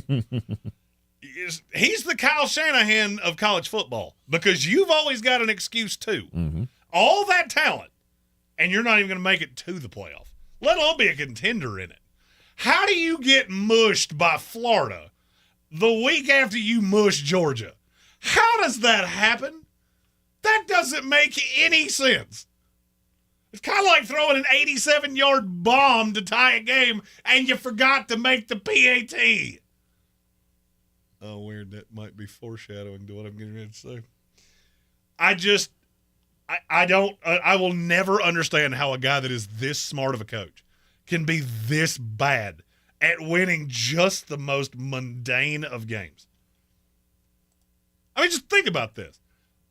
This Ole Miss team beat the bejesus out of South Carolina in South Carolina. They destroyed Arkansas at Arkansas, beat Oklahoma, destroyed Georgia. You lost to Kentucky, LSU, and Florida.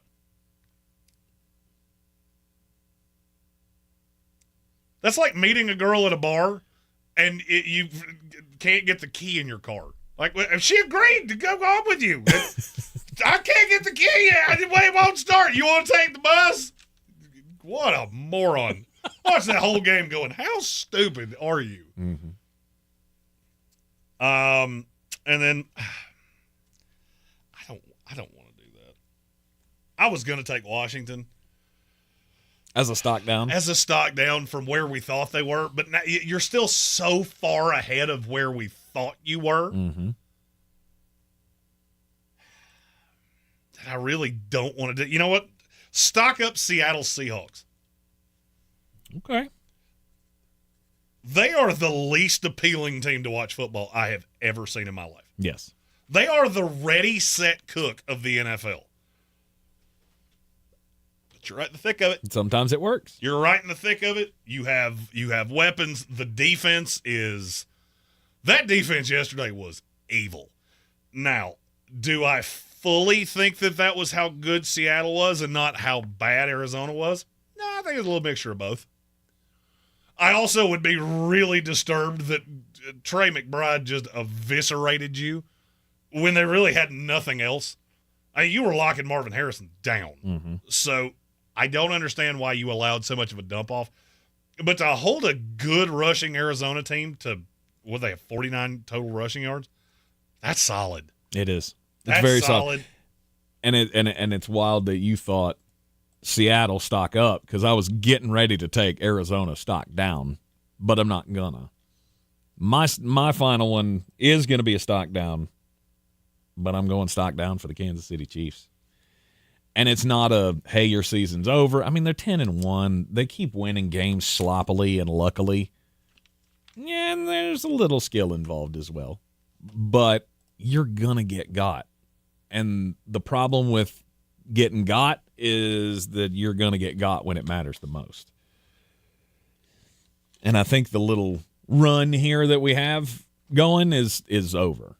And I would almost say it's guaranteed to be over, but nothing is guaranteed because they do have the ability to win games when they're not supposed to. But you're going to have to do that 3 times in a row in the playoffs, and that's going to be bad. We have a super chat with a stock up in our YouTube chat. Here comes the money. Here we go. Money talk. Here comes the money. Stephen Tao said, stock up the Seahawks Twitter team. Have you seen the graphic they did? They made it look like a Call of Duty kill where they killed the bird. Mm-hmm. That is.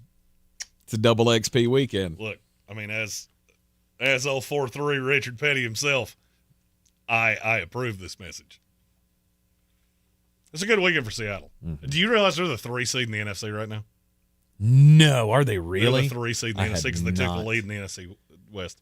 If the playoffs started today, you would get Eagles, Commanders, Seahawks, Packers, Falcons, Vikings. Riveting action. Yeah. In the AFC, you'd get the Bills or the Broncos at the Bills, the Ravens at the Steelers, and the Chargers at the Texans. Okay, that's a little more fun. Yeah, that looks that more AFC fun. Side. Hey, you remember when we said the AFC sucked? We said NFC. The NFC has a lot of depth, but very little on the high side. The AFC, I don't really think has a highest of high side. They just have 6 teams that are practically interchangeable. Mm-hmm. And to me, that's going to be wildly entertaining. I think these playoffs are going to be a lot of fun. I would agree. I think the college football playoffs is going to be a lot of fun. I do too. After that first weekend, when we get all those crappy teams out, we got it. Boise State, pit of misery. Oh wait, they'll play the second weekend. Yeah. common sense, can that not take over at any point? But aren't we all going to be happy just to sit back and watch Ohio State dust them by 40? Yeah, I'm not the spunky upstart guy. That is such a good story. Yeah. So is the Three Bears. Maybe you should go watch that instead. Because his porridge is too hot. You're in the Sportsocracy, and this is ESPN Asheville. This is your Exergen Temporal Scanner weather forecast on ESPN Asheville. Chance of showers tonight into Tuesday. More rain for Thanksgiving Day. Increasing clouds for us here this afternoon, closing in on 70. Scattered showers tonight, down around or below 50. Early clouds and even a few showers Tuesday, becoming sunny tomorrow afternoon. Breezy and cooler, mid-50s. Partly sunny, upper 50s Wednesday, and a chance of rain again Wednesday night and for Thanksgiving Day. Highs Thursday, mid-50s. I'm meteorologist Ken Boone at the Weather Channel. This report is sponsored by eBay. We all got a thing. Yes, even you. If you love fashion, car parts, trading cards, whatever you're into, it's on eBay. So go find the thing that keeps you up at night. eBay. Things people love. Do you lay awake at night worrying about what to buy everyone on your holiday list? Well, Skechers is here for a holiday rescue with hands-free Skechers slip-ins. The right gift for everyone on your list, because with hands-free Skechers slip-ins, you just step into them and they're on. There's no bending down, no touching your shoes, no retying laces. Plus, Skechers slip-ins are perfect for everyone. Moms, dads, grandparents, kids, friends, coworkers, and they're the most comfortable shoes they'll ever wear. Find them for the holidays at a Skechers store, Skechers.com, or wherever stylish footwear is sold. When you're ready to go back in the day, Y'all gonna make me lose my mind. check out the all-new Throwbacks 101.1. This is how we do it. Allow me to introduce myself. Asheville's classic hip-hop and R&B. Come on. If you're looking to buy, sell, or invest in real estate in the mountains, you need to call the agents at Clarissa Sells WNC, brokered by eXp Realty. Check us out online at clarissasellswnc.com. Download our free app on Google Play or the App Store. Type in Asheville Home Search. You'll be able to connect with our team and see all the available homes for sale in our area. For more information, contact us today at 828-774-6343 or clarissasellswnc@gmail.com. This is where it starts, where your story begins. This is the trail you blaze yourself. And step by step, you get stronger, faster, better. This is where it starts. How will you finish? Ingalls, we're with you every step of the way. This is J.W. Whitley, General Manager at Parks Ford of Hendersonville. I would like to introduce you to some of our very own Parks community heroes, like Eric, who hosted the football team to support their neighbors and begin the cleanup efforts, like Jeff and Chris, who led a fleet of Ford commercial vehicles throughout the night, delivering supplies with emergency services to all corners of the county and first responders. Nominate your community hero at parkscommunityheroes.com. That's parkscommunityheroes.com. Experience the Parks Promise today at parksfordhendersonville.com. We're back on ESPN Asheville. This is the Sportsocracy, and it's time for the most important message of the day, Jeremy Green. Don't do crimes! Don't do crimes. Canada's a place that you shouldn't do crimes. Canada's a place that has very little crime, outside of that weird dance that their prime minister did while the country was on fire. Was that a crime? Did you not see that? I don't think I saw it. Justin Trudeau was dancing at a Taylor Swift concert while there were riots in Montreal. Didn't go well for him. He should probably not open Twitter ever again, just because it didn't go well. Whew, that is the meanest set of A's and meese I've ever seen. Mm-hmm. Moose? Mooses? Moosin? Moosin. Yeah, I think it's moosin. It's a flock of moosin. Christmas parade up in Canada over the weekend. It was supposed to be a nice little gathering. Does Canada do Christmas? Yes, they do Christmas. I know it sounds like a stupid question, but I really had never thought about that before. Look, they have Thanksgiving in September, so apologies that caught me a little off guard. Yeah, but Thanksgiving is an American holiday. Christmas. I was about to say so is Christmas. I caught myself before I said it. The I caught myself. Is it, though?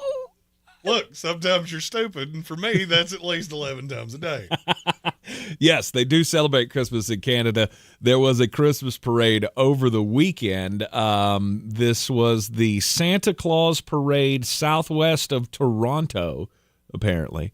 And a 62-year-old woman did not like the fact that there was a family standing in front of her family to block the view of the parade. So she did what any, level-headed Democrat would. I'm sorry, I did not mean to say that. Canadian would do. All right, you said Democrats. Let me see if I can. She whined about it on social media. She went to her safe space and cried.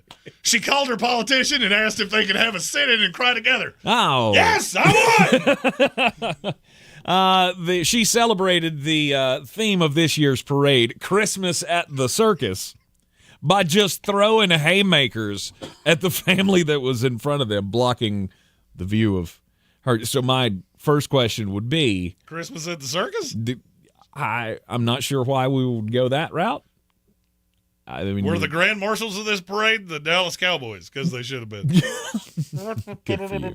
By the way, set the last 5 minutes of Commanders Cowboys to circus music. It really adds a level. You put that little Benny Hill music. I saw somebody did that on Twitter, and I went, it is more fun to watch that way.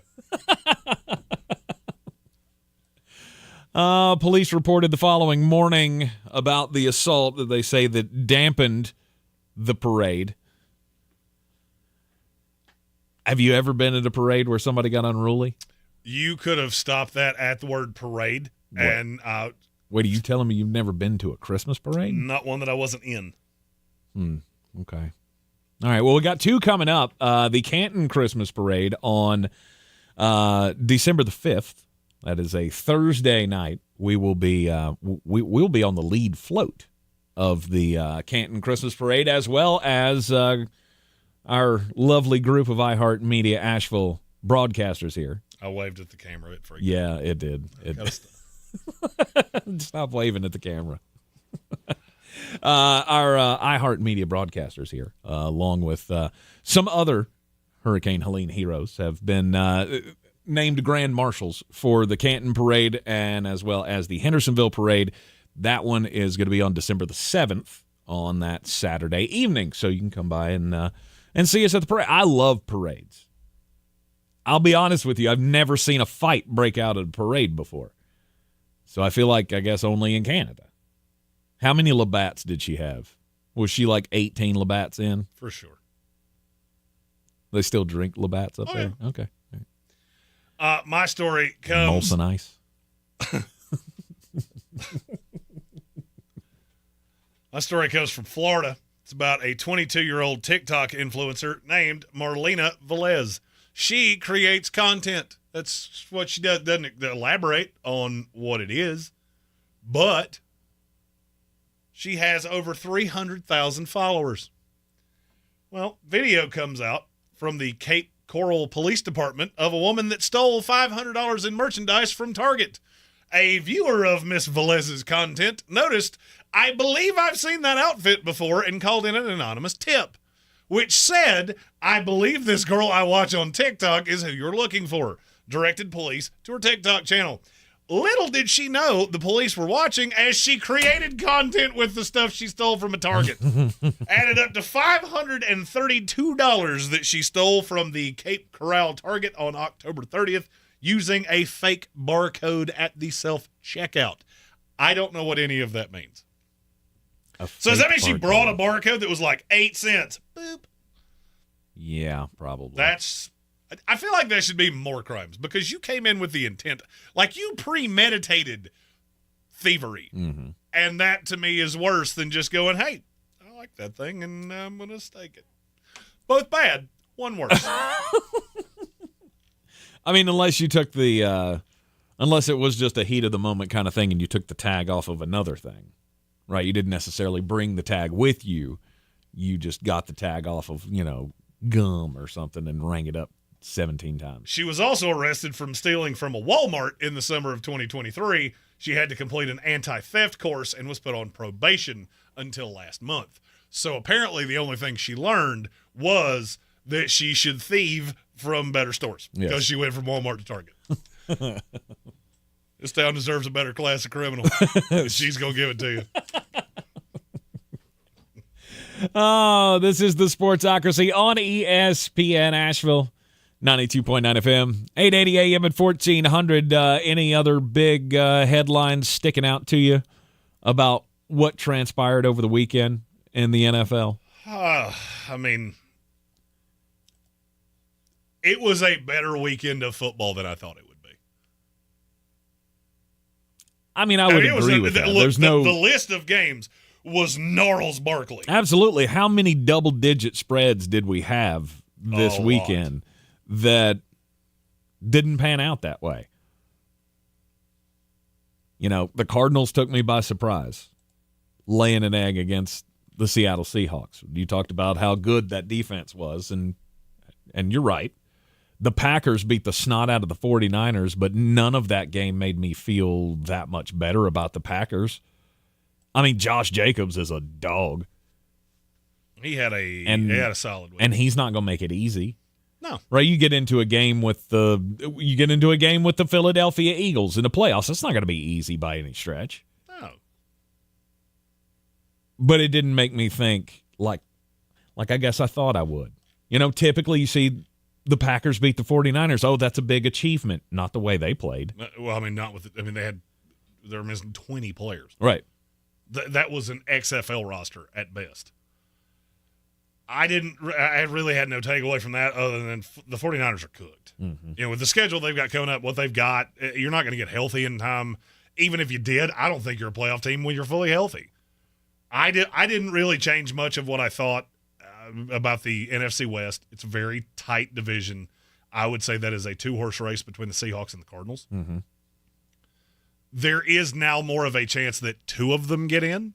I did not see that as a possibility going into the weekend. That was my bigger takeaway. Yep. Which one? I still think it's coin flip because I still look at Arizona and go, there's a good number of wins there. I still look at Seattle and go, you still have Geno Smith playing quarterback. So there's always an opportunity. Mm-hmm. The Seattle defense is really intriguing to me because they're good and they're getting better and they're young and they really fit what Mike McDonald wants. So I see a path. This is a total aside, but it is at least talking about the team we're talking about. Kenny Walker's got to learn to stop dancing so much. That bothered me a little bit when I watched the tape on him before he came into this league. He dances entirely too much. There's probably, and I don't have the stat on this in front of me, there's probably no running back in the league that has more negative plays than he does. Mm-hmm. Because for him, it's either 8-yard gain or 4-yard loss. There is virtually no in between. Denver, we haven't really we talked about Bo Nix, but not really the team. I don't know why that game was as close as it was for as long as it was, but it does bother me to a point. Mm-hmm. Do you want to talk about your Bucks? I mean, what? Did you glean anything from Baker Mayfield's invitation to me going, hey, Tommy Collins? No, it's just further proof that Bucky Irving, you've been screaming this for 8 weeks now. Why are we still experimenting with any other running back no clue than Bucky Irving? I don't understand it, but you went in and you beat the snot out of the New York Giants. Congratulations. Hey, I didn't expect it was going to happen. I thought for sure that this was one of those games where, you know, there was going to be some kind of bump on the other side, which there was most certainly not any type of a fired Daniel Jones bump for the New York Giants. No, they got smoked like a deli meat. Yeah. So, I mean, you can't really take much away from that because you were playing the Giants. Do you have anything else you want to talk about here because I've got 3 rapid fire. Vikings and the Bears. Sammy D, MVP. Sammy D is everything I told you he would be. That was a good defense he played yesterday, and Justin Jefferson was practically irrelevant because he was too busy pouting because he was getting double-teamed just repeatedly, and Jalen Johnson was doing a pretty good job on him by himself. Jordan Addison, dog. T.J. Hawkinson, dog. Aaron Jones, dog. That Minnesota team's nothing to sneeze at. I do have serious reservations about that defense. I get it. You want this to be a story. It's not. That little, hey, we creep up and then we bail out, that's cute. There's a reason people don't do it. Mike Zimmer, there's a reason you've been fired. pretty recently, actually, from this very team, because that was your cute little idea of that. The problem is when you get a really good quarterback, they can catch you out of position. Good thing for them, Caleb Williams is not a really good quarterback. Oh, and this is my weekly time of saying, I don't know what it is you're seeing that makes you think this is going better other than the fact he threw for 340 yards. He also threw almost 50 times. It's still bad. Mm-hmm. It's been bad. It's still bad. And he does things on a weekly basis that show you're not growing between the ears. The one thing you could not do in overtime, couldn't do, take sack. Mm-hmm. Can't do it. What'd he do? Took sack. Did at the end of regulation, too. He's not a good quarterback. He might develop into an average quarterback one day, but I'm not seeing anything that would lend me to believe that. Yep. All right, rapid fire. Don't look now, but Will Levis is slowly but surely becoming an NFL quarterback right before our very eyes. He was awesome yesterday. Awesome. I don't know what the sitting of him did, but that's now 2 of the last 3 games. And he wasn't terrible against Minnesota. He was just inefficient. But against the Chargers and against the Houston Texans, he was really, really good. And I would say the same thing to Tennessee that I've said to Carolina. You're not good enough to be trying to find that missing piece at quarterback. I think your franchise quarterback's sitting right in front of you, as I have always thought. Mm-hmm. He's right there. You just have to develop him. How do you do that? How do you complete 18 of 24 passes while getting sacked 8 times? Because and that sounds like a negative, and it is a negative. That offensive line's awful. It sounds. I'm shocked you're able to complete that many passes, getting rocked like that. Because instead of throwing the bad, ill-advised, I have an arm that will allow me to do it, he just fell on it. And that's growth. I know it doesn't sound like growth. It is. That's what I want to see. I want to see you get better as time goes on. And Will Levis is getting better. Bryce Young is getting better. Caleb Williams is not getting better. C.J. Stroud is not getting better. That would concern me on the 2 latter sides. On the 2 former sides, hey, feel pretty good, found money. Let's go get Travis Hunter and see what he can do. Will Levis. Yeah, Will Levis. He dog. He'll be okay. He a dog. There was I can't believe I forgot this. The Miami Dolphins. Everybody's feeling hunky-dunky. You shouldn't. You're still not good. You're still not good, and it's abundantly clear if you're watching these games. You're not good. I still believe that's probably a 9-loss team. They play the Packers on Thanksgiving. I have a weird feeling they are going to rock your head. Mm-hmm. Then you play the Jets, which I think Aaron Rodgers is still on that team just for a shot to catch one more win before he fades off into the sunset. I'm not saying it'll be against Miami, but they are equipped to beat that team. You still play at the Texans, and you got one with the 49ers. I don't see a path they go through this schedule and don't lose 3 more games. Mm-hmm. I also don't think you're making the playoffs at 9-8. So, yeah. Regardless, they're much ado about nothing to me. Mm-hmm. Unless Denver's going to take a big slide off a cliff, you and the Colts are still irrelevant. Now, if they do, we can talk, but that means the control's not in your hands. So, and until it is, I don't really care. Mm-hmm. All you got to do is try to keep winning games, and you may have a few left, but I don't think you're going to have enough to make the playoffs. And then we have tonight on Monday Night Football. Oh, we got the Horror Bowl, number 2. Baltimore Ravens, Los Angeles Chargers, 8:15 tonight. Baltimore is a 2.5-point favorite. I don't remember what we picked on Friday. Let me check my notes here. I'm not. We need to get you a tablet or something that's not just paper. Okay. But for why? Oh, because that big sound. It doesn't happen on a tablet. Oh, you mean this one? Yeah, that one. That one that you're drawing attention to? Baltimore Ravens -2.5. Draws attention to itself, brother. Yep. I don't even remember what I picked. I think we both had Baltimore minus the 2.5 over the 51. I do like this to be over. I do like this to be a higher scoring game. I think this is going to be a really fun game. Are you going to take much away from this?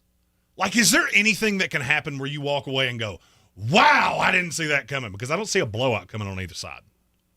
I don't either. I mean, if it were, that would be the thing. Like, okay, that would probably tell me something. I don't think it would me. Really, if Baltimore came out and got blown out by the Los Angeles Chargers, you wouldn't think, oh, God, are we in panic mode right now? No. Or are the Chargers that good? I would probably look at that and go, that's your brother. He knows your deficiencies. Both these teams have deficiencies that are exploitable. I just don't know that it would change my outlook. I think both these teams are good. The question is how good. Baltimore, can you get past the barricade that's been in your way for the last handful of years, which is you've got to beat Kansas City, you've got to beat Buffalo. Can you do that in the playoffs? Nothing that happens here is going to change my mind on how that works. The Chargers, I feel pretty sure you're a playoff team. I don't see a way that you're not between the schedule and where you're sitting right now. I just want to see you keep growing. And even if that means you lose by 2 scores tonight, I don't think that changes anything for me.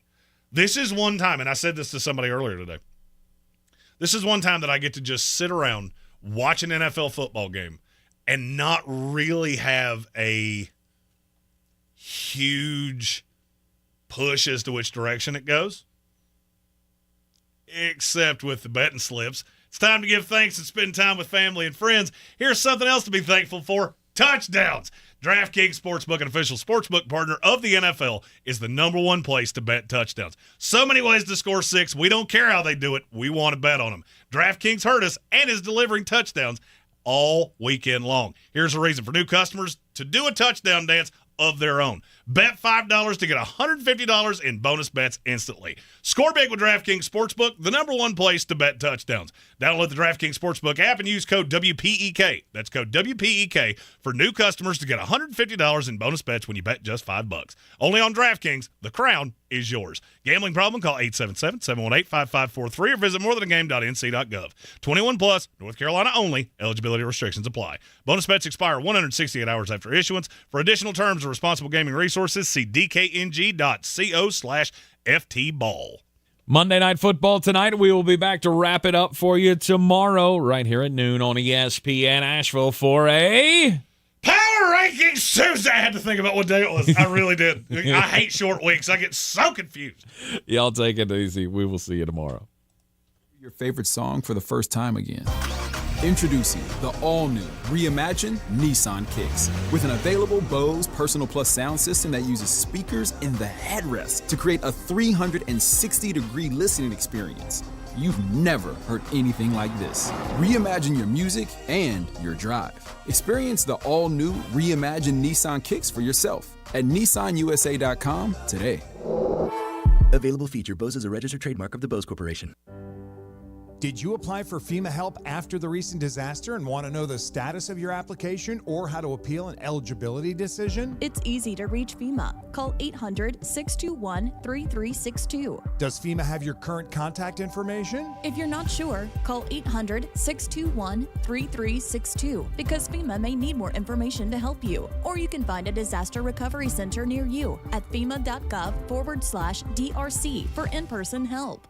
If you've ever thought about Botox treatment before, then your dentist might not be the first person that pops into your head. But at Asheville Smiles Cosmetic and Family Dentistry, they are dedicated to the treatment of TMJ, and they use Botox for that. Botox can also be used to treat headaches that come from people grinding their teeth or clenching their jaws when they are stressed. So if you have more questions about Botox and you want to see if it's a good option for you, check out Asheville Smiles online at AshevilleSmiles.com. World-class dental care with a hometown feel. If you're looking to buy, sell, or invest in real estate in the mountains, you need to call the agents at Clarissa Sells WNC, brokered by eXp Realty. Check us out online at clarissasellswnc.com. Download our free app on Google Play or the App Store. Type in Asheville Home Search. You'll be able to connect with our team and see all the available homes for sale in our area. For more information, contact us today at 828-774-6343 or clarissasellswnc@gmail.com. Do better, be better every day. That's the Parks Promise. Our mission, to improve lives with every interaction. This is JW, General Manager at Parks Ford Hendersonville. Experience the Parks Promise today at parksfordhendersonville.com. That's parksfordhendersonville.com. This is your Exergen Temporal Scanner weather forecast on ESPN Asheville. Chance of showers tonight into Tuesday. More rain for Thanksgiving Day. Increasing clouds for us here this afternoon, closing in on 70. Scattered showers tonight, down around or below 50. Early clouds and even a few showers Tuesday, becoming sunny tomorrow afternoon. Breezy and cooler, mid-50s. Partly sunny, upper 50s Wednesday, and a chance of rain again Wednesday night and for Thanksgiving Day. Highs Thursday, mid-50s. I'm meteorologist Ken Boone at the Weather Channel. This report is sponsored by First Restoration Services. Fire, flood, wind damage, arguably a homeowner's worst nightmare. For nearly 4 decades, First Restoration Services have been helping people recover from disasters with trust, integrity, speed, and quality. If you have a disaster, call them today, 1-800-537-6151, or online at frs247.com. Using a Clorox disinfecting wipe to clean that stuck-on sauce from the stove feels like... Oh, boy. That tickles. Stop. It feels like coming home to your needy corgi after a long day. Best part of the day, finally. With Clorox, clean feels carefree. Clean feels good. Use as directed. iHeartRadio is your #1 app for the holidays. Just open the app and search Holiday and start listening now. You'll see your local holiday radio station, plus all kinds of other holiday stations, playlists, and podcasts. iHeartRadio. Free never sounded so good. From the Ingalls Studios, this is ESPN Asheville, WPEK, W225CJ Fairview, WMXF Waynesville, and iHeartRadio station.